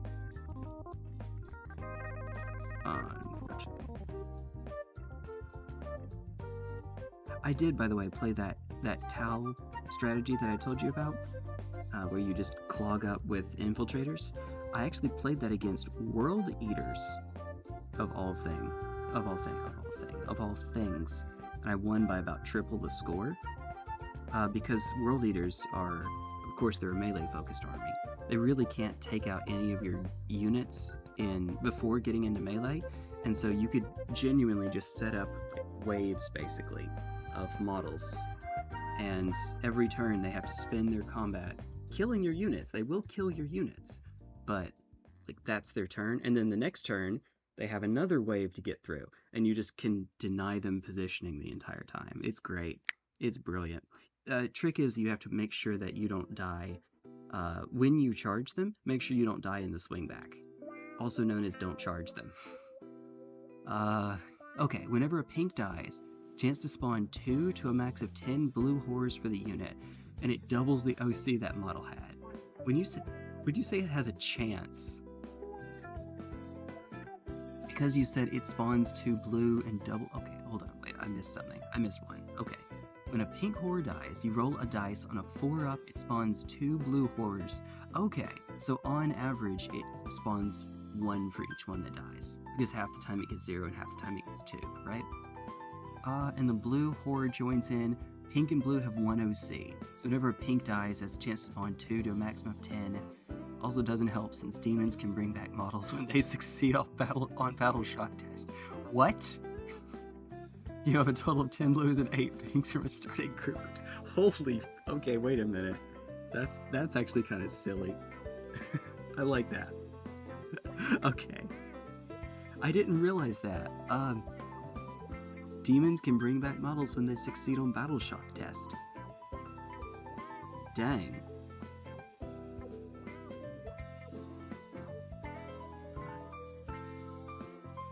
So hopefully the most tedious part is out of the way.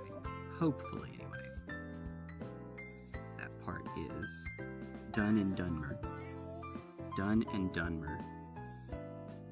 Alright, if that's not a book in Elder Scrolls 6 when it comes out in 14 years, then I'm modding it in. I'm modding in a book called Done and Dunmer. 14 more years. I don't know what the over-under is. Oh, there we go. Over-under is, but I wouldn't bet against me on that one. Okay. I'm going to jump backwards a little bit.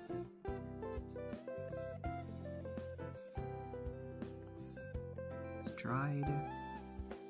Oh, it does have an orientation it wants me to do. Straight ahead. To be fair, that makes good sense. That makes good sense.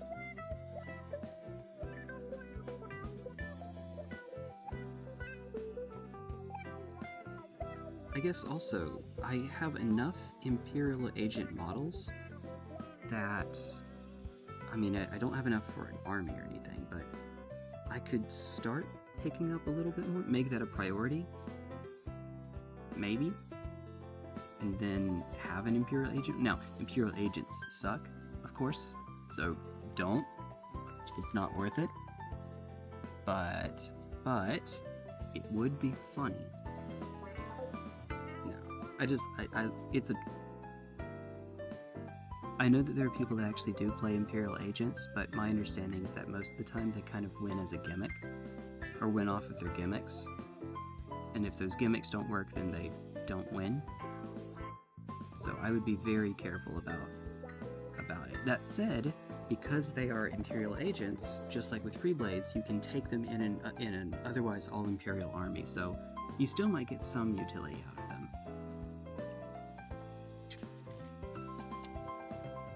As far as I'm aware, is there I know that there are Freeblades, they're not called Freeblades, but there's the same Chaos Knight supplement rule for Chaos. I don't know if there's a Chaos equivalent of Imperial Agents, though. Because there aren't Chaos Agents the same way that there are Chaos Sisters, right? Super silly. When a blue dies, you do the same... Wait, what? Oh, come on. Come on. When a blue dies, you do the same die roll, and on a 4-up, you get a Brimstone. Okay, what's a Brimstone? It's every pink horror has the potential to be 4 models in one. Alright, that is kind of stupid. I love it, but that's kind of stupid. Alright. What are these? 19, 20, 21. Please tell me I can just cut out the same. Nope, they're different numbers. Oh yeah, that's right, because the models are slightly differently positioned. 19, 20, 21.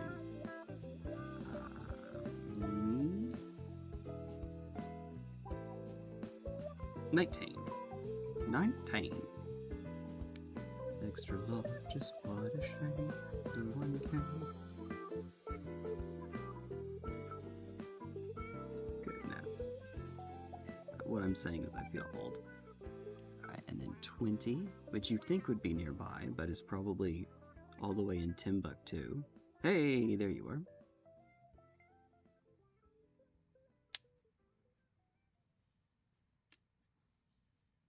Alright.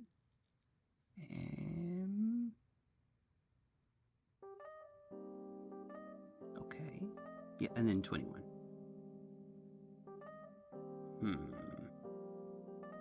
Where are you? Of course you make me go back. Ah! I love it. I'm having a good old time. Can you tell? I hope. Okay. Put this together first. For Chaos, there is an equivalent. The closest you get are demons for the factions. Oh, yeah. Okay, that's fair. That's fair. That's right. I didn't think of them as being equivalent, but you're right. They effectively are. You're right. There's something that I don't think that people say often enough. I try to say it more often. People tend to hear you're wrong all the time. We don't tend to hear you're right. So, I try to be positive like that. Especially because, I mean, one, it's just a good thing to do in general. But in the event that I do have to tell someone I'm wrong, it isn't preceded by saying that 5,800 times beforehand.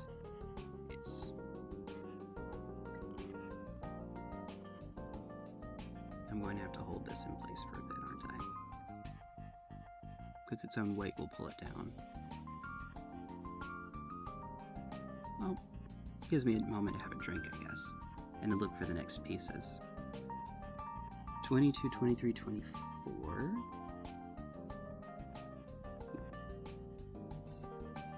22. Multitasking. Ooh, I may have to use the knife on that one.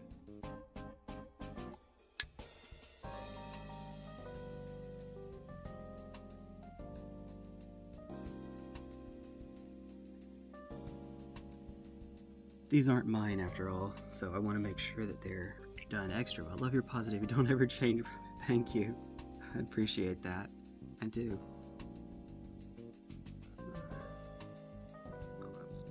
Hey, quick and easy. Don't ask how I don't cut myself doing that. Time is it? Okay, we have about an hour. We should have time. At least to finish these.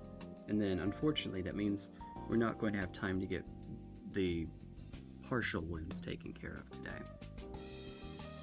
The ones that are partially put together. Let's see. The ones that are in, let's call them chunks right now, which should be fairly quick and easy, but just don't know that I'm going to have enough time before Evangeline's practice. She's with her mom today, so that's why she's not popping in to say hi to everyone. 22, 23, 24. 23, there we go. Oh, they're all identical. Hey, okay. In that case, honestly, let me just cut these all out while I'm at it. Itchy nose is itchy. Itchy chin. I keep saying I should trim the mustache, because it is admittedly getting long enough, but then I forget to do it. Ah, nice. Nice job. And 20 goes on top.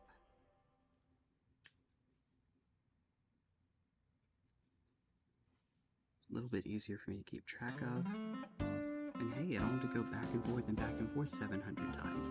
Okay, hold on. Closest we have to a free blade equivalent, yeah, except for knights. I forget what the actual name, the free blade name is. It's given a different name for knights. It's Bane. I think it has something to do with Bane. Modern day Bob Ross. Thank you. Curious though, what are the the Inceptors are for a friend of mine. I'm actually not playing them. He's running, he has a few armies, but he has Space Marines, and these are Primaris Inceptors that he's just trying out. He has the models, and he just wants me to put them together for him. So, and I do enjoy building. I mean, I'll admit, since I enjoy building as much as I do, I did not think of how many people would want someone else to build them for them.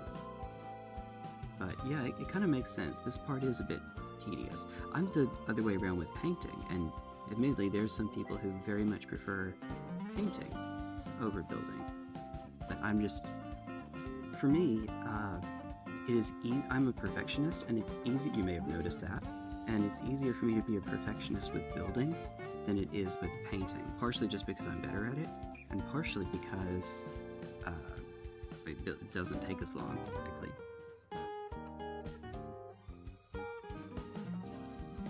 If you hear me getting on to myself, I'm not actually serious about it. Oh, Jay, you stupid, or Jay, you genius, or something. I'm not actually getting on to myself. It's just me being silly.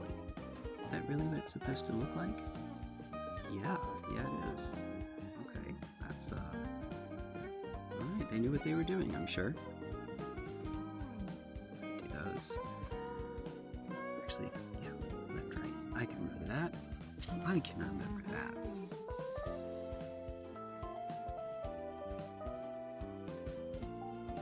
$39 and 40, 37, 20. Okay. 39, please be on here somewhere. 39.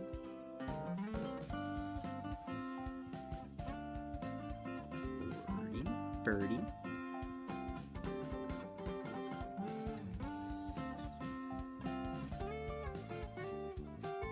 37. The other one. The other.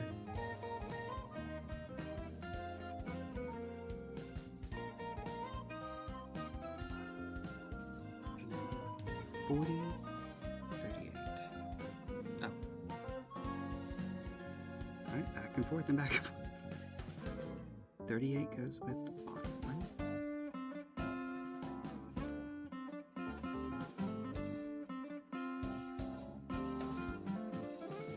That has to be you. Yep.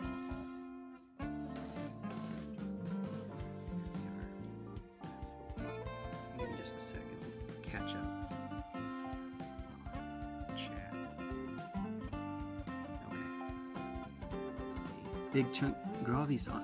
Yeah, gravy. Yep. How do you say it's gravis, right? Like gravity? It is gravis, I think. Don't quote me on that, but I think that's right. Gravis.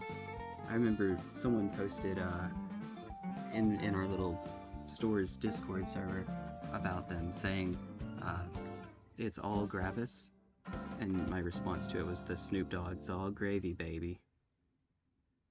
Because I could not help myself.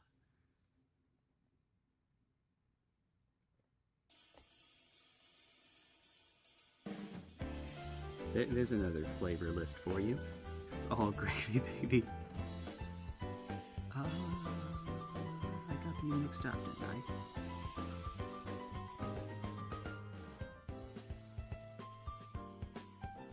Yes. Let me dry test this to make sure.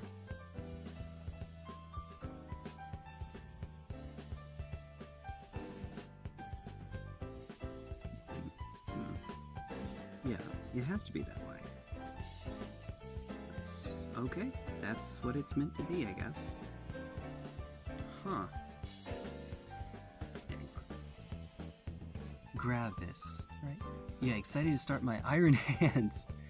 As little love as the faction gets, they don't have a Primarch right now, and I suspect that they never will. I hope that they never will, because of lore reasons. Sorry. Sorry, Iron Hands.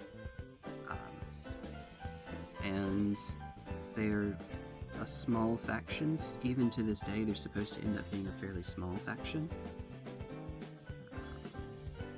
The idea, the lore behind it is that they lost an incredible number of soldiers at the betrayal. What was it called? Not Tarkin. Starts with T. Name that's... It may... I forget the name of the planet, but there was a betrayal of what would be the traitor Primarchs, where they took out a lot of the, let's see, it was the Iron Hands, the Salamanders, and somebody else. Let's see, who was the other one that was with it? Vulcan, who I thought was dead at the time, Ferrus Monus, who died. There's one other who eludes me now for some reason. Anyway, and they lost so many of them that there's, even to this day, there's not a great deal. You know.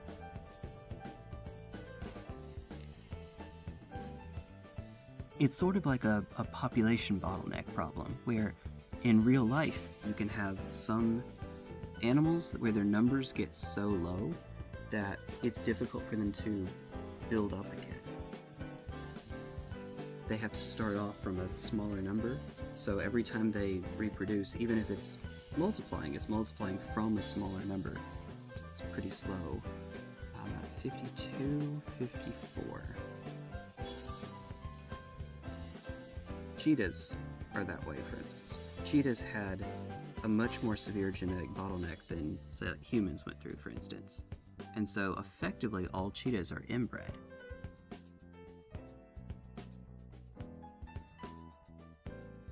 Or they're all much more closely related to each other. The furthest genetically, the furthest cheetahs from one another are quite a bit closer than, or the next, not the furthest, yeah, the furthest are quite a bit closer than the furthest humans. Oh yeah, 55 and 53. I know what I'm doing. I know what I'm doing. Yoink.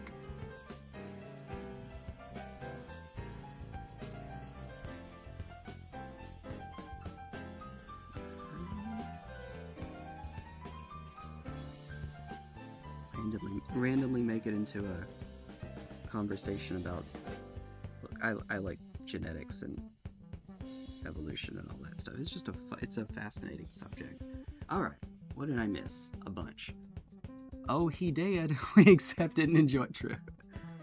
Also, didn't he reincarnate into a totally not chaos god? That's the Sapphire King, if I remember correctly.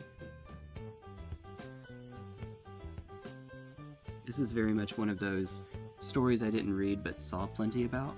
Or not plenty, but saw about. I haven't actually read the book. Sorry. I am reading through...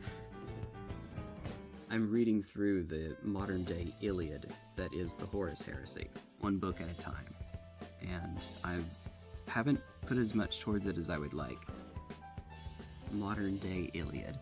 I do unironically think that that's a fitting way of putting it. It feels like a throwback to some ancient fate-based mythology, if that makes sense. I think what really sold me on it was learning about the self-fulfilling prophecy that Horus discovered. Of course, he didn't know it was self-fulfilling at the time. That the Emperor would become a god and that he would be forgotten. And of course, that happened because of Horus's actions. Okay. Flesh is weak, but deeds endure. Istvan fought, not T, Istvan. There was a T in it, but it didn't start with T. You're right, Istvan. Ay. It's the Power Rangers Alpha. Ay. Precisely, our father was blinded by his human weakness, so we shall be greater in the certainty of metal. That's a good... I like that. I like that. Also, you get to have subchapters that have the name heavy metal as part of their name, so that's always good. Can't go wrong there. Alright. Drop Site Massacre, that's the one. Jeez, Istvan. Everything is obvious once you... Why was I thinking Tarkin? What is that a reference to? Is that Star Wars? Actually, you know what? No, I'm not going to get down another rabbit hole. Anyway, alright, let's see. Iron Hands Salamat... Raven Guard! That was the other one. Well, Iron Hands hold a really big grudge against both of them. Yep. Yeah, you'd think that would make you closer, but no, I can understand. Unfortunately. Yeah, that's correct. Since when Vulcan and Korax both decided to withdraw, Ferris continued on. Yep. Well, to be fair, at least for the Salamanders, they did think that they lost their Primarch, so I can understand that, at least. Everybody thought that they lost their Primarch at the time. And it turns out he's a Perpetual and he gets to be tortured for however long the plot demands. However long the plot demands. Yeah, he got stuck in a, his brother stuck him in a maze, a labyrinth, basically.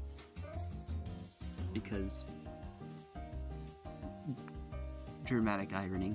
And also, we're totally not making another mythological reference to Theseus and the Minotaur. Totally not.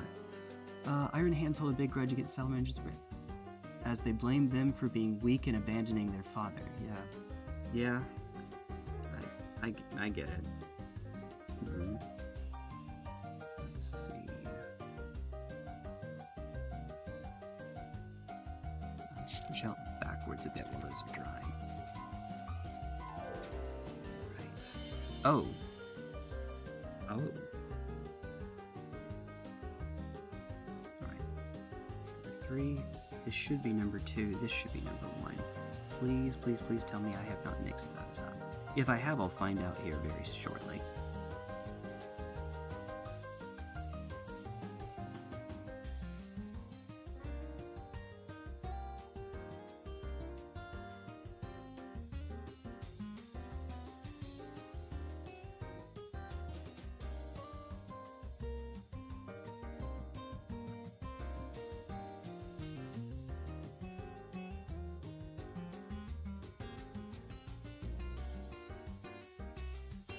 I don't know how they did this, but I can really appreciate. Okay, the inside here is it's not a diamond. It's a, what would you call it?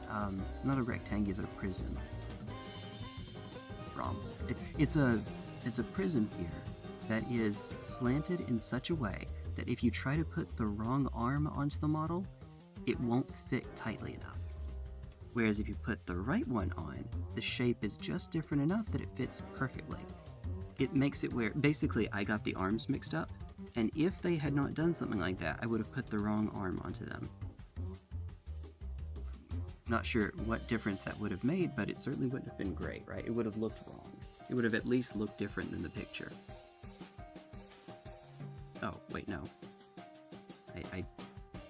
The arms were right. The models were wrong. I had the models in the wrong order. It's fine. It's fine, he says.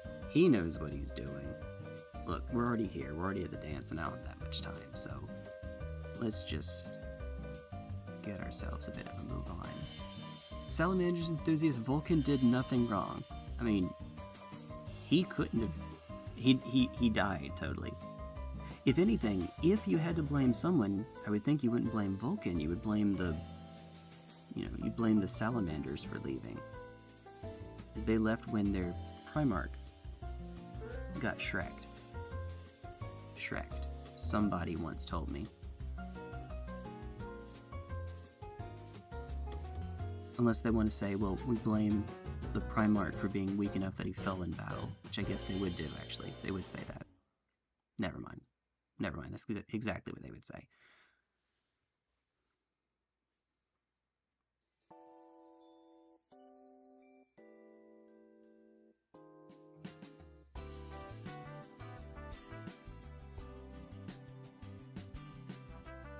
I've seen some clips that remind me, I have not and will not pay for the Warhammer subscription.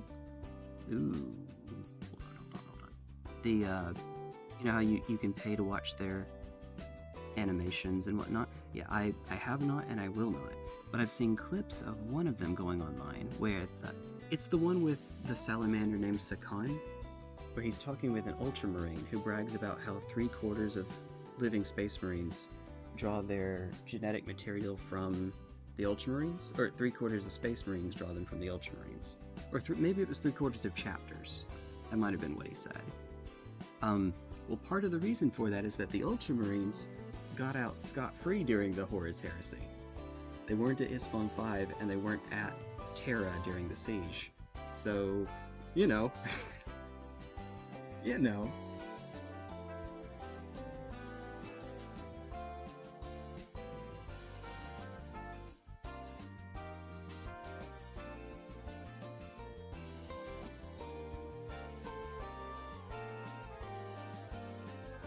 Dry test this first. Perfect. Have a trifecta of hate. Hate their father for being... They hate their father being weak to his own madness. Hate themselves for being strong enough... For not being strong enough to aid their father. Also hate the Salamanders and Raven Guard for being too weak to stay in the fight. That's why they wish to become more robotic and metal, since flesh's weakness and weakness caused their father's death. Now that I think about it, I think that I remember seeing... Now granted, this is not canon, this is just an animation, but not even an animation, just a fan drawing. But I remember seeing an artist on Twitter, no, I'm not calling it X, get over it, Elon, show an admech, a tech priest, with an iron hand, who was, he was talking about exactly that. The tech priest was asking why he wanted to get his eye replaced with a robotic eye, and that was basically his reasoning. Overcome weakness. Space Marines do have better eyes than regular humans, but it's still not perfect. Here's a fun little, I was talking about evolution earlier. Here's a fun little bit about human eyes. And I say humans, it's actually all vertebrates. You are looking through blood right now. Yes, I am serious. If you look at anything, you are looking through a very thin layer of blood. That sounds pretty morbid, but what's happening is that the retina, the part that actually receives photons, that receives light to transfer the information to your brain, is behind blood vessels. Now, that's not true for I mentioned it's true for all vertebrates, but if you are, say, an octopus, for example, or a squid, they actually have their blood vessels behind their retina. You would think that means that they see more clearly, and to be fair, they're also looking underwater, so maybe it cancels out. But they at least don't have that obstructing their vision. And that little design mistake stuck around all the way to the present day.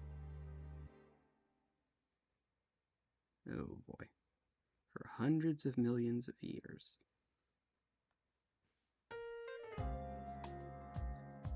Even for other vertebrates that have better vision than we do, for example, all birds, I say all birds, this may not actually be true anymore. Birds can see, there are birds at least, I don't know if this is true for all, but there are at least birds that can see more colors than mammals can. Most mammals, only see 2 colors. Humans can see 3, as can most primates, but birds can see 4, and actually the ancestor of both could also see 4, but because of the age of dinosaurs, mammals, in order to not get, getting eaten, had to be nocturnal and develop night vision, and seeing more colors is actually detrimental. It's why some mammals that are nocturnal are actually monochromatic in their sight. Some rodents. Why I personally love Iron Hands. They're spiteful but incredibly loyal faction who, when they actually participate and go into fights, they do in fact get things done. You kind of have to when there's so few of you. You have to get, no pun intended, you have to get hardened. Industrial mechanical feel of them. They are the faction that works most closely with the AdMech, if I remember correctly. Okay, so technically, they are all done now.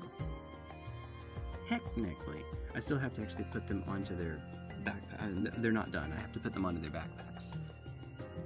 And I admit, I'm not especially looking forward to this part. Oh, wait, no. This one first. This one. Then this one. Then this one. Because I'm waiting for something to go wrong.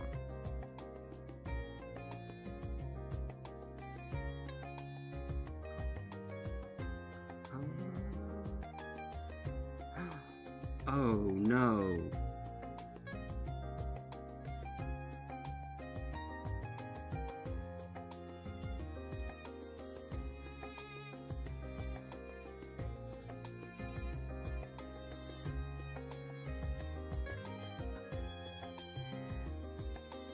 Wait. No. Okay, I thought I goofed. I thought I was supposed to make the head fit inside of the visor, inside of the helmet, because when I first put it on, there was a gap, and there was a gap wide enough that you would be able to see that there was a head missing, which is wrong. But then I noticed this circular ridge here that didn't fit into anything, and it didn't look like it was part of the actual design itself. That's because it's not. That's actually the piece that holds against the backpack. I don't know how better to explain it. There's a circle here along the side of the jetpack this is meant to fit, this ridge fits inside of that circle. And because of that, it actually is not visible necessarily. I'll have to be careful with how I do this, but this'll be fine. Actually, then do all of the gluing onto you instead of on the backpack. Alright, buddy. Alright. You done well. You done well.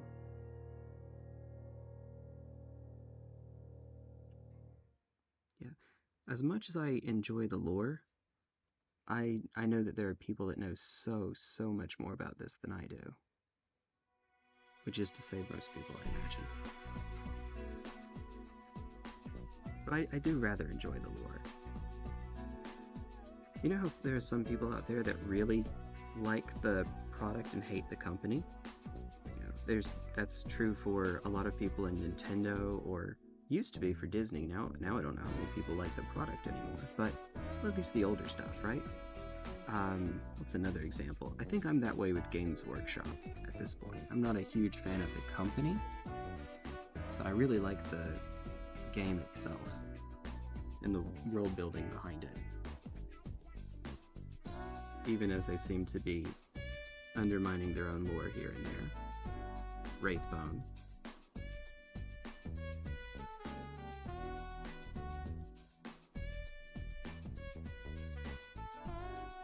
Not the biggest fan of the Terminus Decree either, the way that it was written, but then again, I don't know. I'm not sure that I would be able to write something that's necessarily better. I would hope, but I'm not sure that I would. I mean, they could have also just not written anything and just left it mysterious, or waited until there were more developments in the story, or I don't know.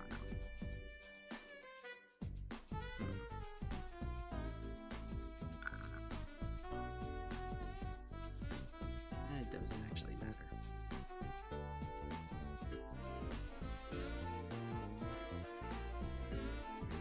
Alright. I think you were right, Aaron. I think that you were right. Just be very gentle and you should be fine. Yep, that's right. Make sure the center of gravity is perfect, they're going to topple over immediately. Now that, I can't promise you. I'm actually not, I don't think that I'm going to use liquid cement on the bottom. I think I'm going to use super glue with a stronger, faster bond. Which is to say, so everything up to this point has been done with this Testor's liquid cement. But for actually attaching it to the face, I really don't want that to take a long time. More room for error. Good way I found for those kinds of models, flying models and night models, like Nighthaunt, yep, is putting a washer on the bottom of the face just to help weigh it down. I think these are getting magnets underneath it, where in this section, because he goes around with a carrying case. And so that the weight from the magnet or magnets should help with that too. That's a good thought though.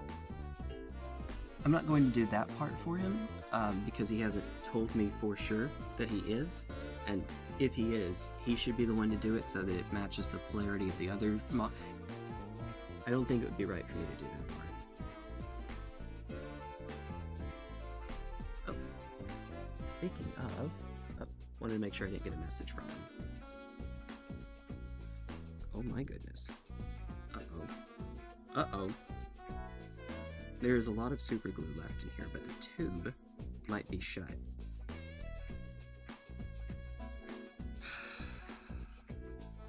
Magnets work too. Put the washers with holes, put the magnets in the middle. Hey! That works. Both the magnet and the way down. That's fair. That's fair. That's a good idea. And to be fair, I do use bigger magnets than I probably need to, which themselves come with enough weight. I probably don't need the washer. If you are like normal people though, oh my goodness, uh-oh. Uh-oh. I'm just gonna hurry.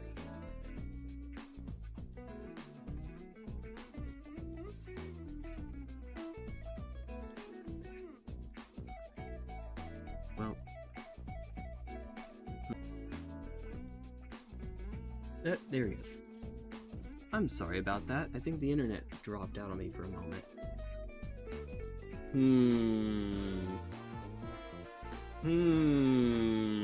Sorry about the internet. Interwebs. Base as far back as you can and dead center. Yes, I was going to mimic the way that I see it in the picture here.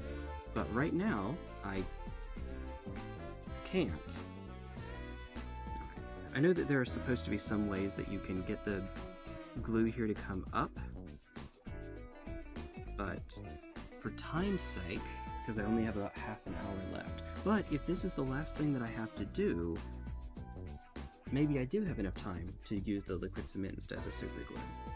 But I'm going to have to hold them in place. Yeah. Yep. Let's see. Stop those kind of flimsy models from constantly tipping and being bumped. Yep. Mine says this: if someone does not truly enjoy something, their hate for it doesn't feel genuine as well. Since when you're passionate about something, the problems with it hit far. Yes. Well, I halfway agree with that. Sometimes when you're passionate and you love something so much, it actually gives you rose-tinted glasses. It gives you a blinding effect, where you actually overlook those problems. Maybe less so for hobbies, though. Maybe that's more a real-life thing, such as love. Love obviously does that.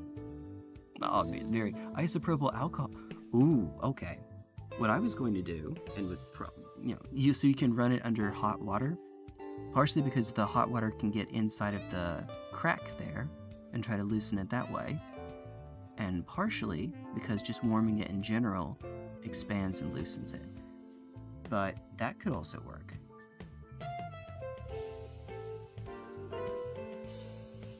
Yep, okay, and then I just hold it in place. Oh, as it slides immediately. And then I just hold it in place. Yeet! Second layer, that's fine, that's fine.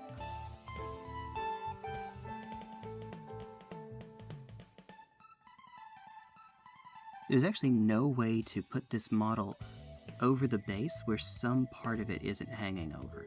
Because right now, with it dead center in the base, the ailerons are hanging off the back, both guns are hanging off the sides, and even the feet are either going off of it or very close to it. Need a flat surface for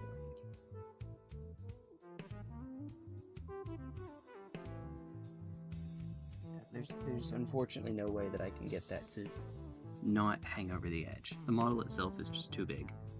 At least when it comes to games, hobbies, that's my mindset. Real life's a bit different. Yeah. I agree.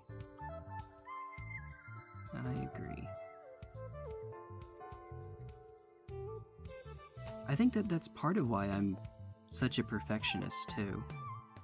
I mean, in general, I just am a perfectionist, but when it's something that I enjoy, I especially want it to be just right.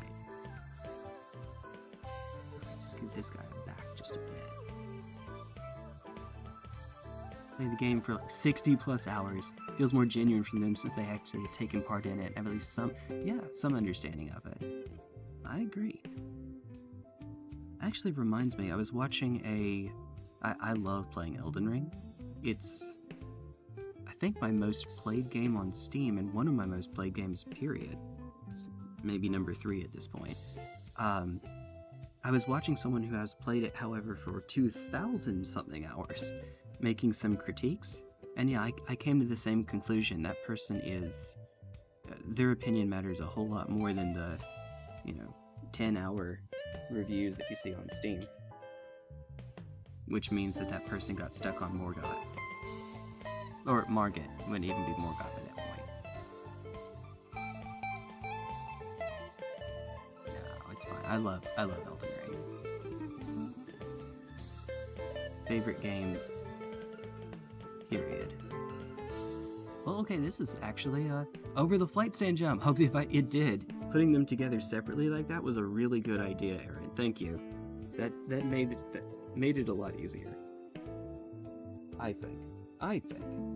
Poisonally. I believe I mentioned before, this is the first time I've done that kind of flight stand before, where the flight stand is curved, and the way that it fits into the model instead of a bulb is a slit. It is quite weird. You know what, since we have some extra time, now, let me try this out.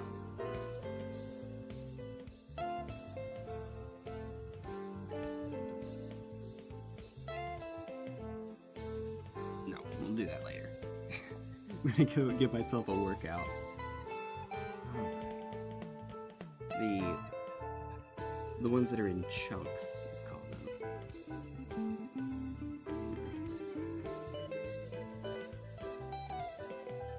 A little bit extra time. Oh, I need a paper towel or something. I need a surface for this.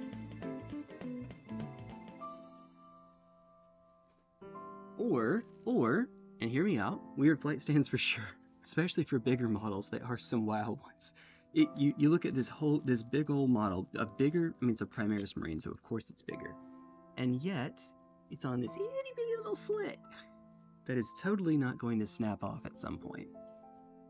It does look wrong. What I hear, it's personal experience. Yeah, all together in one go is a nightmare. Don't ask me how I know. Personal experiences, yeah. Alright. I don't have to work with the finicky parts as much now. I want to make sure I get this right first. Test it off to the side here. Just a sec. Oh, yeah. Okay. Good. I have them all lined up, as you can see. Alright. Now, this could only go well. There is no way. If you want a definition of terrible connection, look up Lady Allender for Nighthawk. Love the model, but whoever designed the connection for it, I hope they're dead. I will have to take a look at that. Oh, this isn't nearly as bad. I could have been doing this the whole time. Huh. Ooh, that is a very, very strong smell though. Jeez. Ooh. I kind of hate it. Ooh, it's a lot stronger than that, testers. I'm sure it's actually different. Hope your friend loves it. I hope he does too. Lance, you're awesome. I don't think you mind me saying. Ay. Want a definition tear? Okay. Entire model is attached on a 1/2 centimeter connection. I'm assuming it's a pretty big model for that to not be hardly an assumption. Alright. Hold on, buddy. No, it's still not there yet. Uh-oh. I wonder if I... Extra thin. Okay. I don't think I put enough on. Or maybe top and bottom. I've never done this before, so I'm just trying to get it right.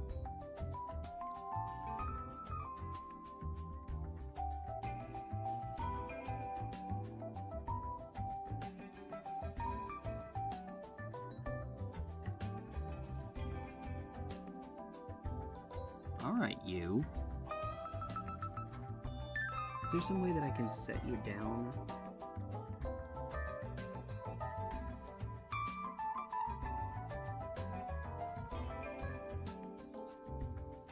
Hey, buddy.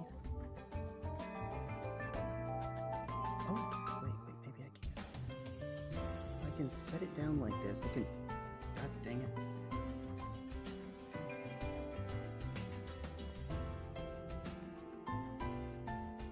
Dry on its own. Breathe to... Yeah. And it wobbles, yeah. Oh, goodness. I can see why he asked me to do these now, actually. Oh, jeez. I can see why you passed this on. No, it's fine.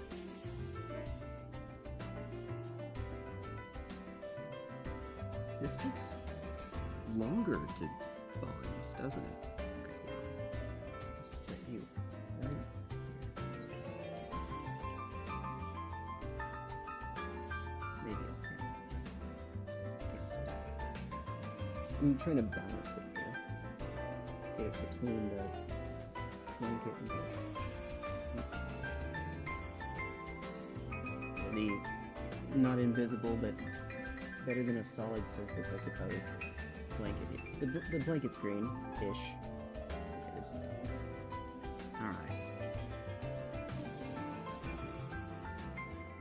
Come on, one more time. You can do this. You can do this. You have to do it straight over. Oh, there's so much left in here. I really, really, really don't want to just... Alright. Mad craving for pizza all of a sudden. Okay. Are you sure you're not American by chance? No. Hi, Luna. Oh, I think you stepped away for a moment when I was... what did I ask you? Goodness. It'll come to me right after the stream, because that's how this works. Of course. Use the knife to get anything that might be solidified around the surface here. And then maybe, or the surface, the opening. And then maybe that will be enough. Unfortunately, it might not be, because it might be glued against somewhere along the tube, but if that is, count it all joy, right?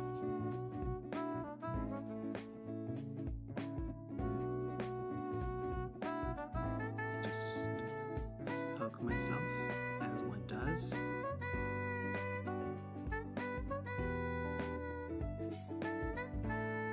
I get that it says extra thin, but maybe I'm just not used to it. Again, that was my first time using it. Maybe I'm supposed to use more, or put it on both surfaces, or hold it for longer, or something, I don't know. Would not be a good idea for me to... They're not my models, so would not be a good idea for me to try that. It's something I haven't used before. I'll try again on mine and get some practice that way. Tendency to pop in and out of existence. Hey! Fair enough, my friend. It was a pleasure getting to hang out and spend some quality time with you. Thank you. You get something to eat and get a shower. Have a wonderful rest of your night. Thank you. You enjoy your time. Thank you very much. Thanks for hanging out. I appreciate getting to talk with you, too. Alright. Let's see. I'm going to scroll up. See what you said again. Isopropyl alcohol, I believe you said. Isopropyl alcohol may work. Yeah, that's probably it. Don't they sell replacement tubes that you can use for super glue? Because, of course, this happens all the time. What I could also do is I could say, heck it, and do this. Just don't even have the tube on it. Just squeeze it straight out. This is a good idea. Source, I have to hurry.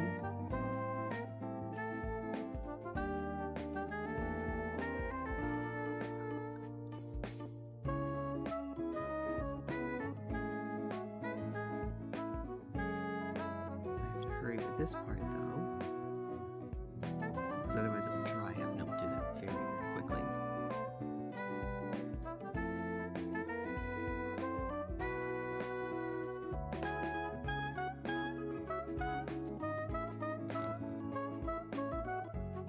How is it still?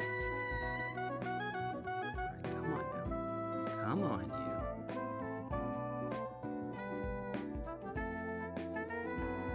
Come on, you. He says as he's not holding it there anymore.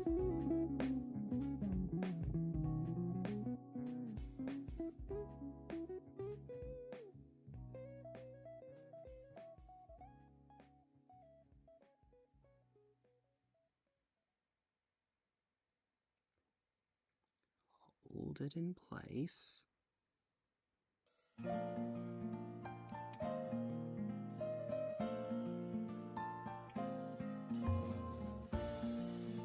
Your feet and then just hope that the weird people don't show up.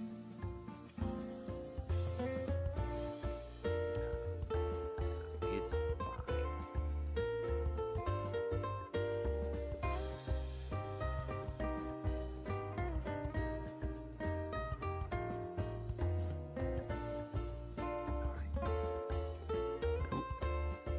feel comfortable leaving it yet. We should be pretty close. If every single one takes that long, I'm not going to have enough time. I'm not going to have enough time. Alright, I'll have to work on these when I get back.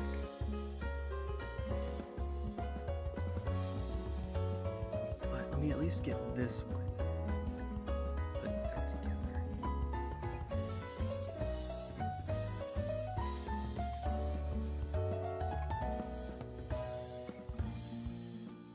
Make sure there's a nice thin layer. Put this on enough that the air doesn't get in. Go.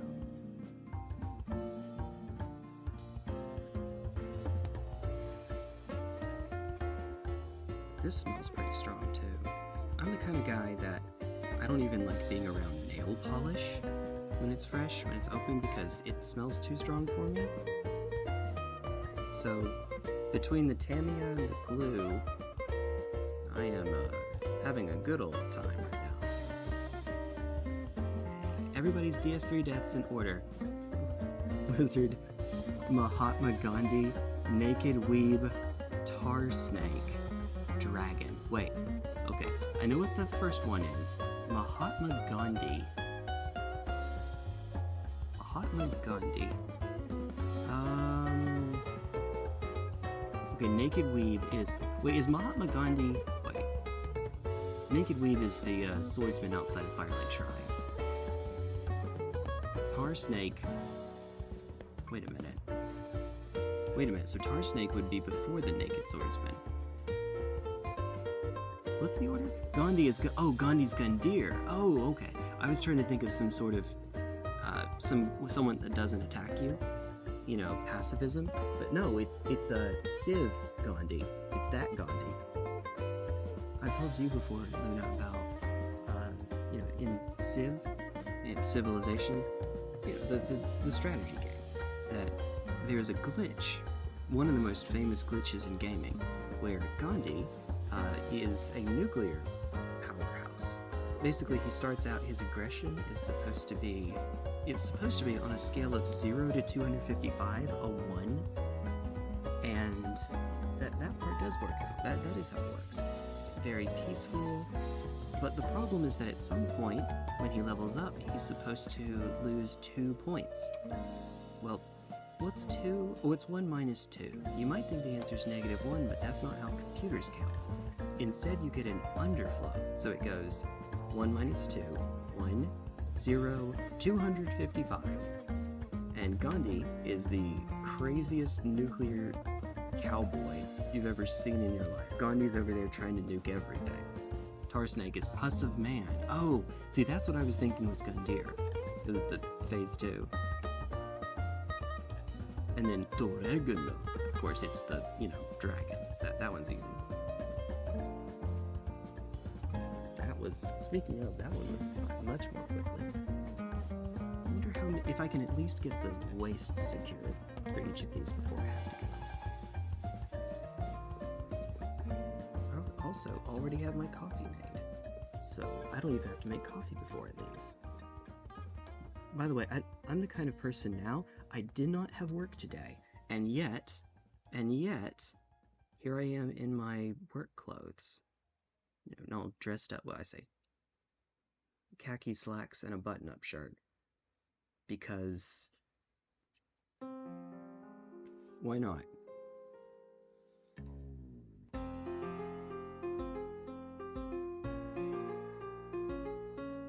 Stretch. You're in that position for too long, right?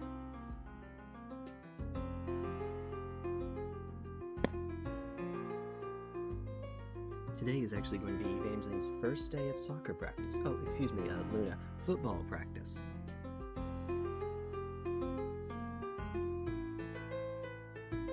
Marika. And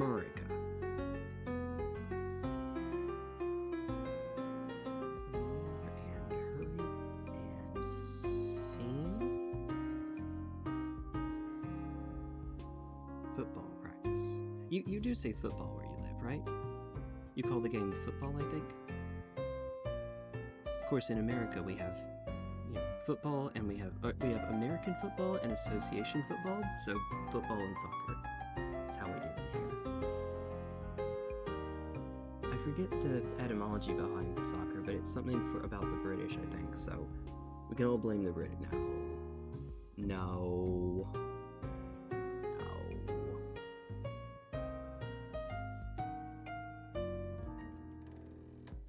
It's funny, after the first one, this is taking a good bit less time. Also, so it is becoming a lot more popular nowadays in the age of streaming, but the reason that soccer, at least initially, never really took off in the US, in mainstream, whereas football and American football and basketball and even golf did, is because since soccer is a sport that doesn't have traditional timeouts, you can't run commercials during it. I mean, it doesn't have traditional stopping points all over the place, I should say. Not just timeouts, just stopping points. You can't run commercials everywhere. Whereas American football, you can always run commercials in between plays, or when there's a timeout or an inning change. Basketball, same thing, you can do it every quarter, and during timeouts. And even golf, obviously you can fit that readily in between going from one hole to another. But soccer is just go, go, go, go, go. Let's see, call it soccer. Okay. Thank you, Stream Elements, perfect. It is true. Sometimes I miss messages. If you put your message in again, I will not take it as spam, I will take it as me, I'm good at reading. Well, no, that's a lie. Oh dear. Look, I'm having a good old time over here. I mean, not. Please and thank you.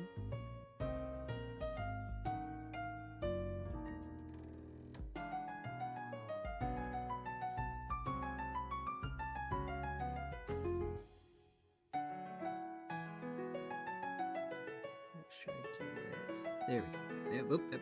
There we go. And then, come on. I'm trying to hold it in place and get my canister closed each time so it doesn't dry out.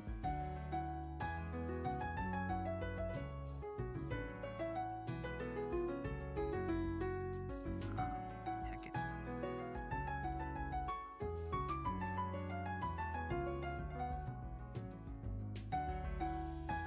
Not like that. Definitely not like that.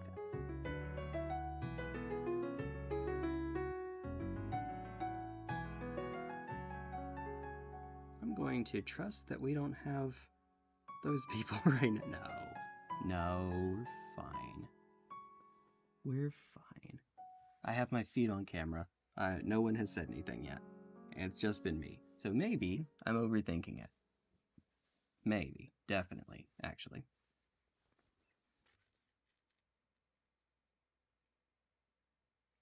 I remember which one comes next. I think that's all I have.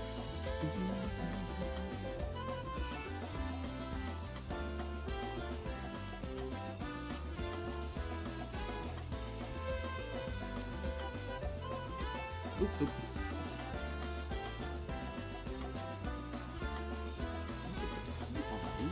Would you please? Would you kindly?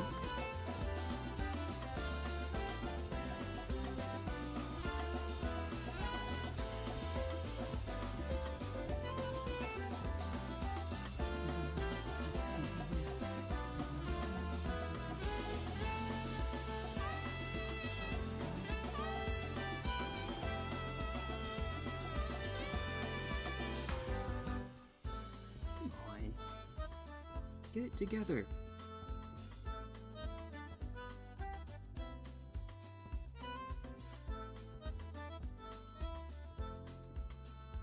I have to fix one of them up there because it's not dried in the right position.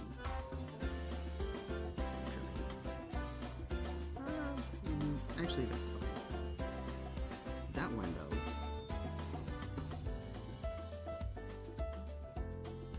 No? Maybe I'm just overthinking it.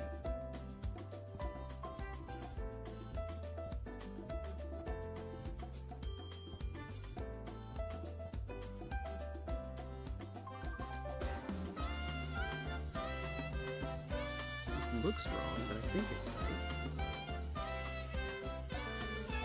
Yeah, okay.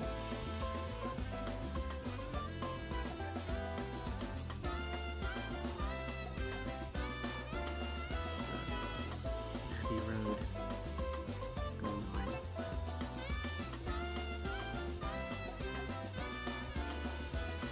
10 more minutes is as much as I can watch this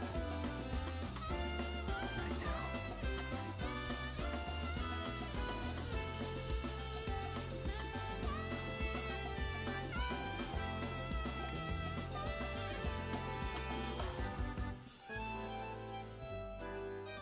Quickly.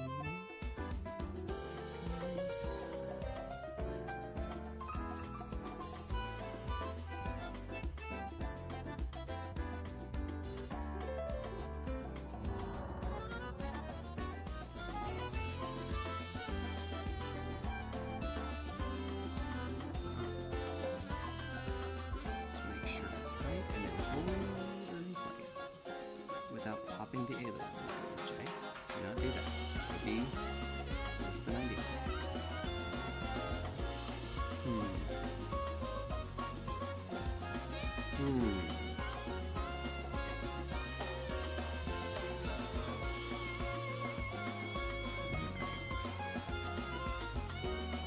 Don't trust you yet. I'm gonna wait for it. I think I'm back into a game called Ballistic NG, which is it's inspired by games like F-Zero GX. It is modernized F-Zero GX, without the cheesy story, unfortunately. In fact, there is no story behind it. But the actual racing itself is excellent. I rather like. In other words, it's a very, very high-speed racer. You're basically piloting a rocket instead of a race car. And everything that entails. And aside from there being a difference in the way that you strafe between the games, it basically plays like F-Zero GX. It's the boosts are easier to hit, but you don't get the bonus speed from hitting the side of a boost pad. But other than that, it basically is the same. Energy system works the same. Yes, there are weapons in this, so it has the Mario Kart element to it. That's a little bit of extra depth, and because of that, it can have more combat challenges. I only remember there being one in GX, one campaign story. That's it. I'm trying to get... there are 2 achievements I've yet to get in that game. All gold and all platinum. And that's a matter of just how well you do in it. And I think that I can get them, because there's one for beating the time threshold on some especially hard courses. Precision maps, they're called. I have gotten that one. So I think with enough time I could get the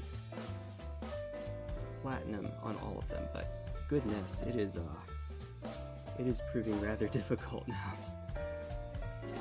We're at the point where it has become quite difficult.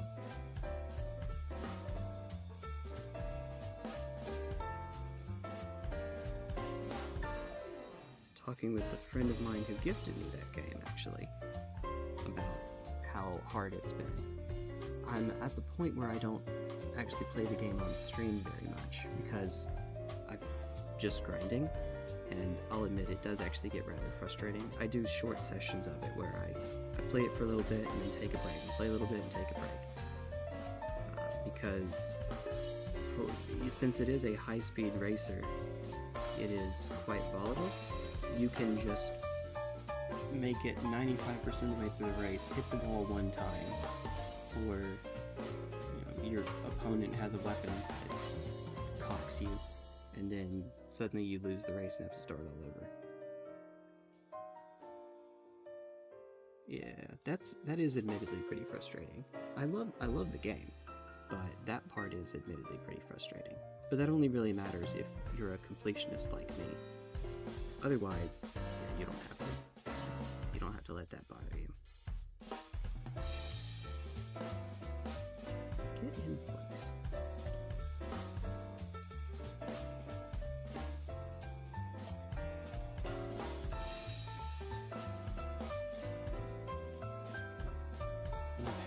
to just 2 achievements left for about as long as I've had played to get all the other achievements. It just takes that long to get the last 2.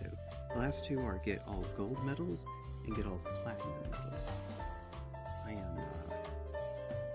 I'm working on it. I think part of the reason though, I might have gotten all of the gold medals already, maybe, if I were just going through them each to grind for gold and then separately grind for platinum, but if I don't get platinum, I stay on stage.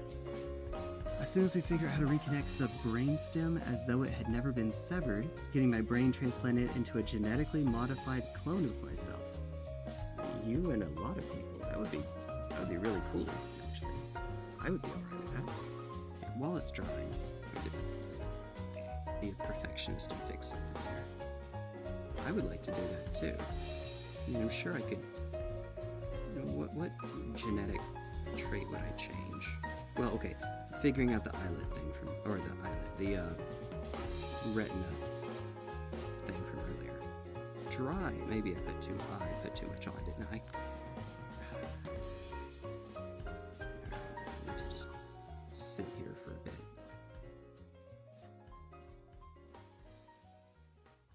Hold still and bind, would you? I'm sorry, I'm not trying to ignore you, I want this to be done correctly. First time. Bet you can already guess what I would change. Maybe.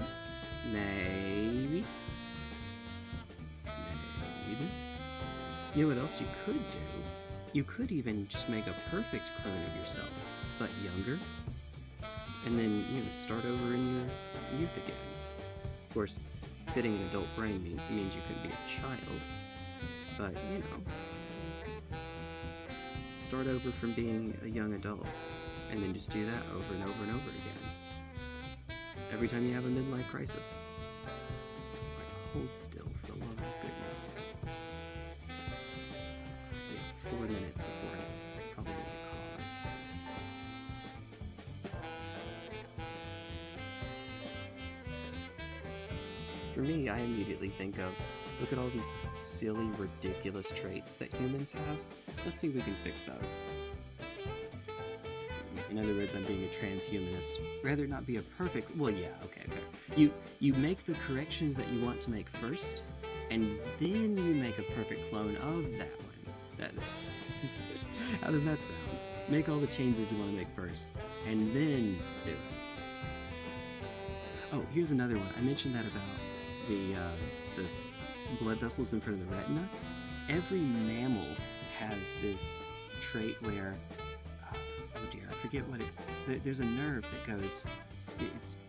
It goes underneath your heart and goes up again to get to your breathing apparatus, to your throat. Oh dear, what's that called? There's a name for that. Hold on. Nerve below heart. There's a name for that. Vagus nerve. The vagus. Carries signals between your brain, heart, and digestive system. If this is the one I'm thinking it is, then this is the one that weirdly enough goes down and under your heart and then comes back up. Now, if that seems really inefficient, that's because it is. I mean, thankfully though, you use it, like I just said, you use it for more than just breathing. It applies to your heart and your digestive system too. Because evolution works with what you have. It doesn't just make something brand new out of whole cloth that would be ideal. It changes, it tinkers with what you currently have. I can imagine what would happen if... I would think it would be better if you could change that, but, I don't know how I don't even have the first idea how you go about that. Let's see if I can find a bigger picture. Innovation of the heart. Yep. It goes down and around. It looks wrong. And yet that's true for every mammal that's alive. Every extant. I don't know if that's true for every mammal ever, or just every extant mammal, but it is something that all mammals have.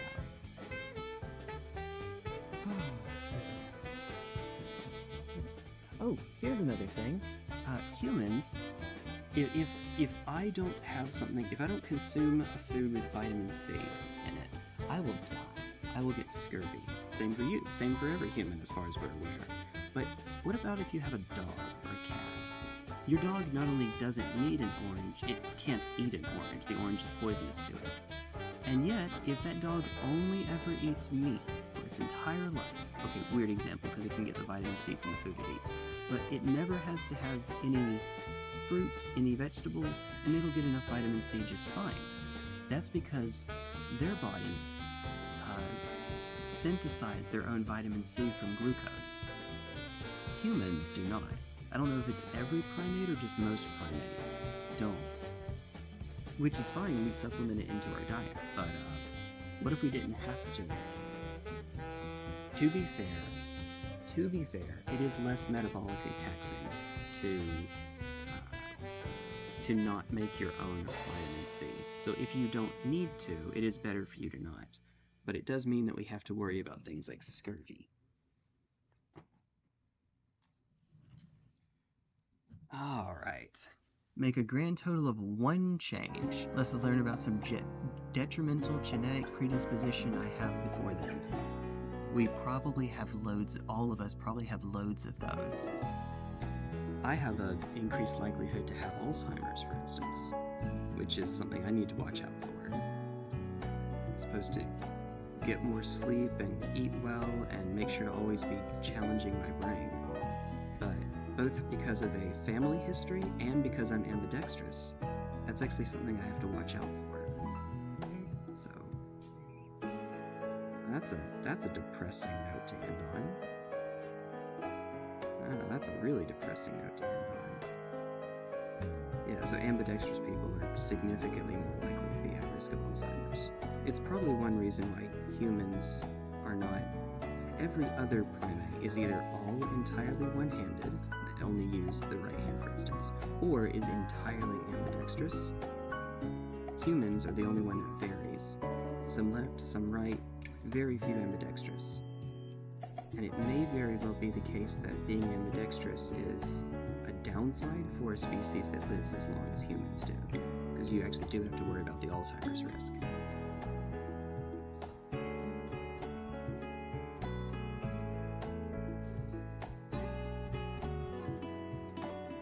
Just trying to do something here at the end. See if I can get this thing to open up. If not, I'll just keep doing what I've been doing with it, I guess.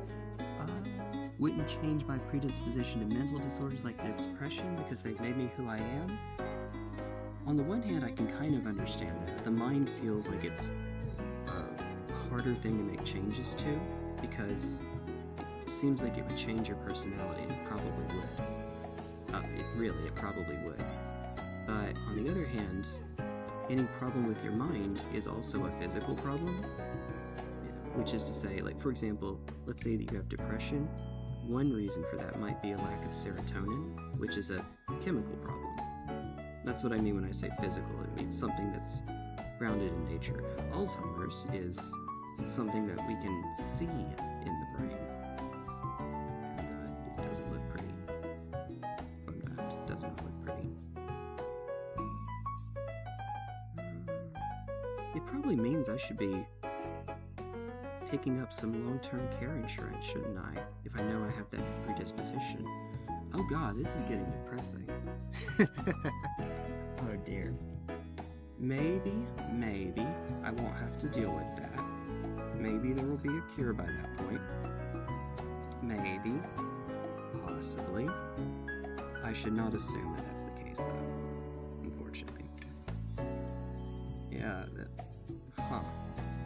It's probably a good thing that the stream is ending soon, because this is depressing now. Her physically altered version of... I know what you mean.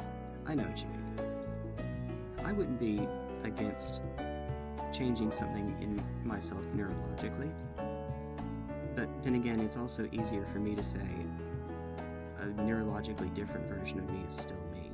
But for people that don't see it that way, I can understand. I think I found the point that's holding it shut. Holding it together. So it seems, anyway. want to do this one last thing.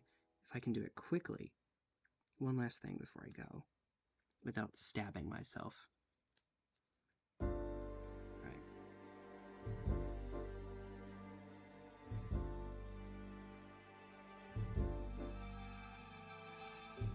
For people that don't share that same mindset, I can definitely understand if you change the way that your brain thinks, it not being really you anymore.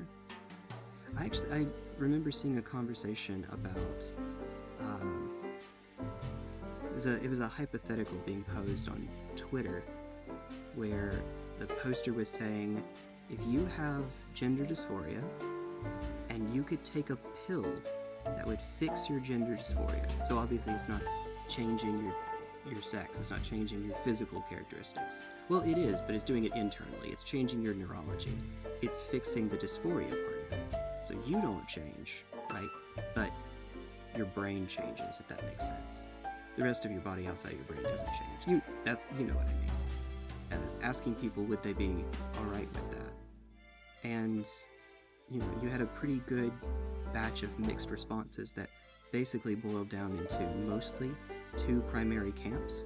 One was saying, yeah, of course I would. That's the problem I'm dealing with. Of course I would. Why wouldn't I want to fix that? And the other saying, but then it wouldn't really be me then, would it? It would be, I would feel like I'm somebody else. And I can appreciate that. I can appreciate that. Alright, if it doesn't work now, I've pushed it past 6:30 and I really do need to go. Plus, I don't feel like there's much more there, so if this doesn't work, it might just be that it's glued, not around the opening of the tube, but somewhere else. Please. Ow. Alright, no, it is too shut. Woo! The ridges on here. It was turning in such a way that I was pushing hard enough, it's grinding against my thumb. Ooh, that is a weird feeling. Alright, Aaron, I'm gonna take your idea, isopropyl alcohol. If your consciousness gets transferred along with your brain, then yes, it's still you. Well, you are your brain, though, is the trick. Your consciousness doesn't exist outside of your brain. So if your brain is different, then you are. There's not data on a computer that you can. Actually, that is kind of a good analogy. No, it's not. I was about to say there's not data on a computer that you can transfer to another computer with better hardware. It is just the data is locked onto that hardware. You can't, unlike computers, you can't move it to something else without changing the hardware itself. Demon Bluff. You did it right. Demon Bluff. Let's see. If I remember though, I think that, yeah, okay, on Steam.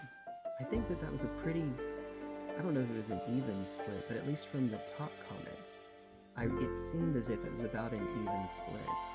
Join the playtest. Will do. There we go.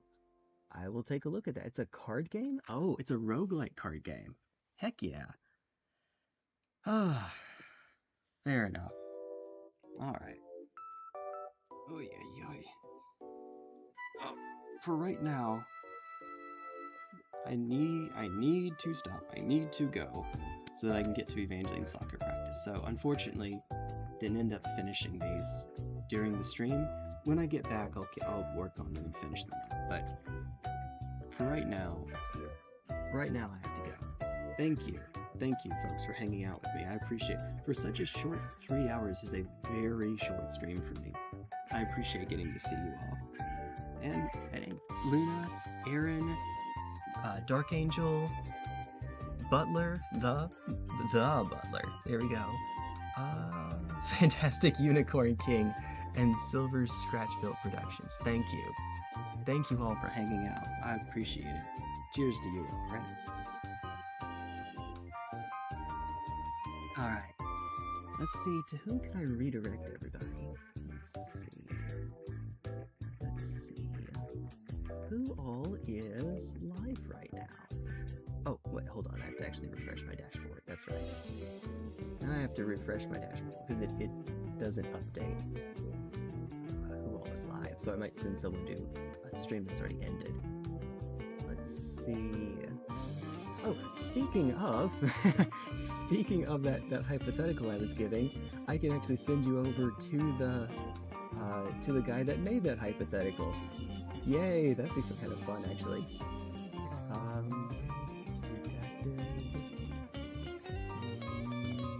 Yeah, I think you're the person it's been the longest since I've actually sent someone over to, so sure. Oh, but it's a Nintendo game.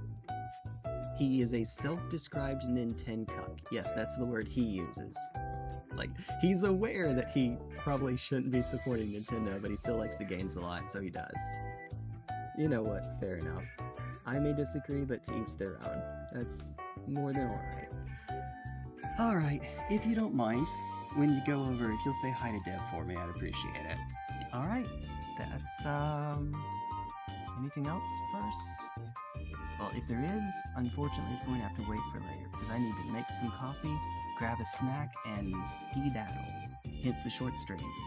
No stream tomorrow. We'll be playing some Warhammer. We'll be over at my game store. On Thursday, it'll be Balatro. I will finally get around to starting those Balatro challenges and work my way through them. And then either before the challenges or after, I have a run that I started, just started, and we can work on that. That'll be fun. I got another deck all the way up to Gold Stake too, so it was one that I had only one more to make it. Lo and behold, we did. Alright. Take care, everyone. Catch you folks later. Say hi for me. Say hi to Deb for me if you don't mind. And, you know, do the usual, like the stream, all that. It makes us look good, but also it's just a nice thing to do for somebody else. Alright. Take care, everyone. Bye-bye. Woo!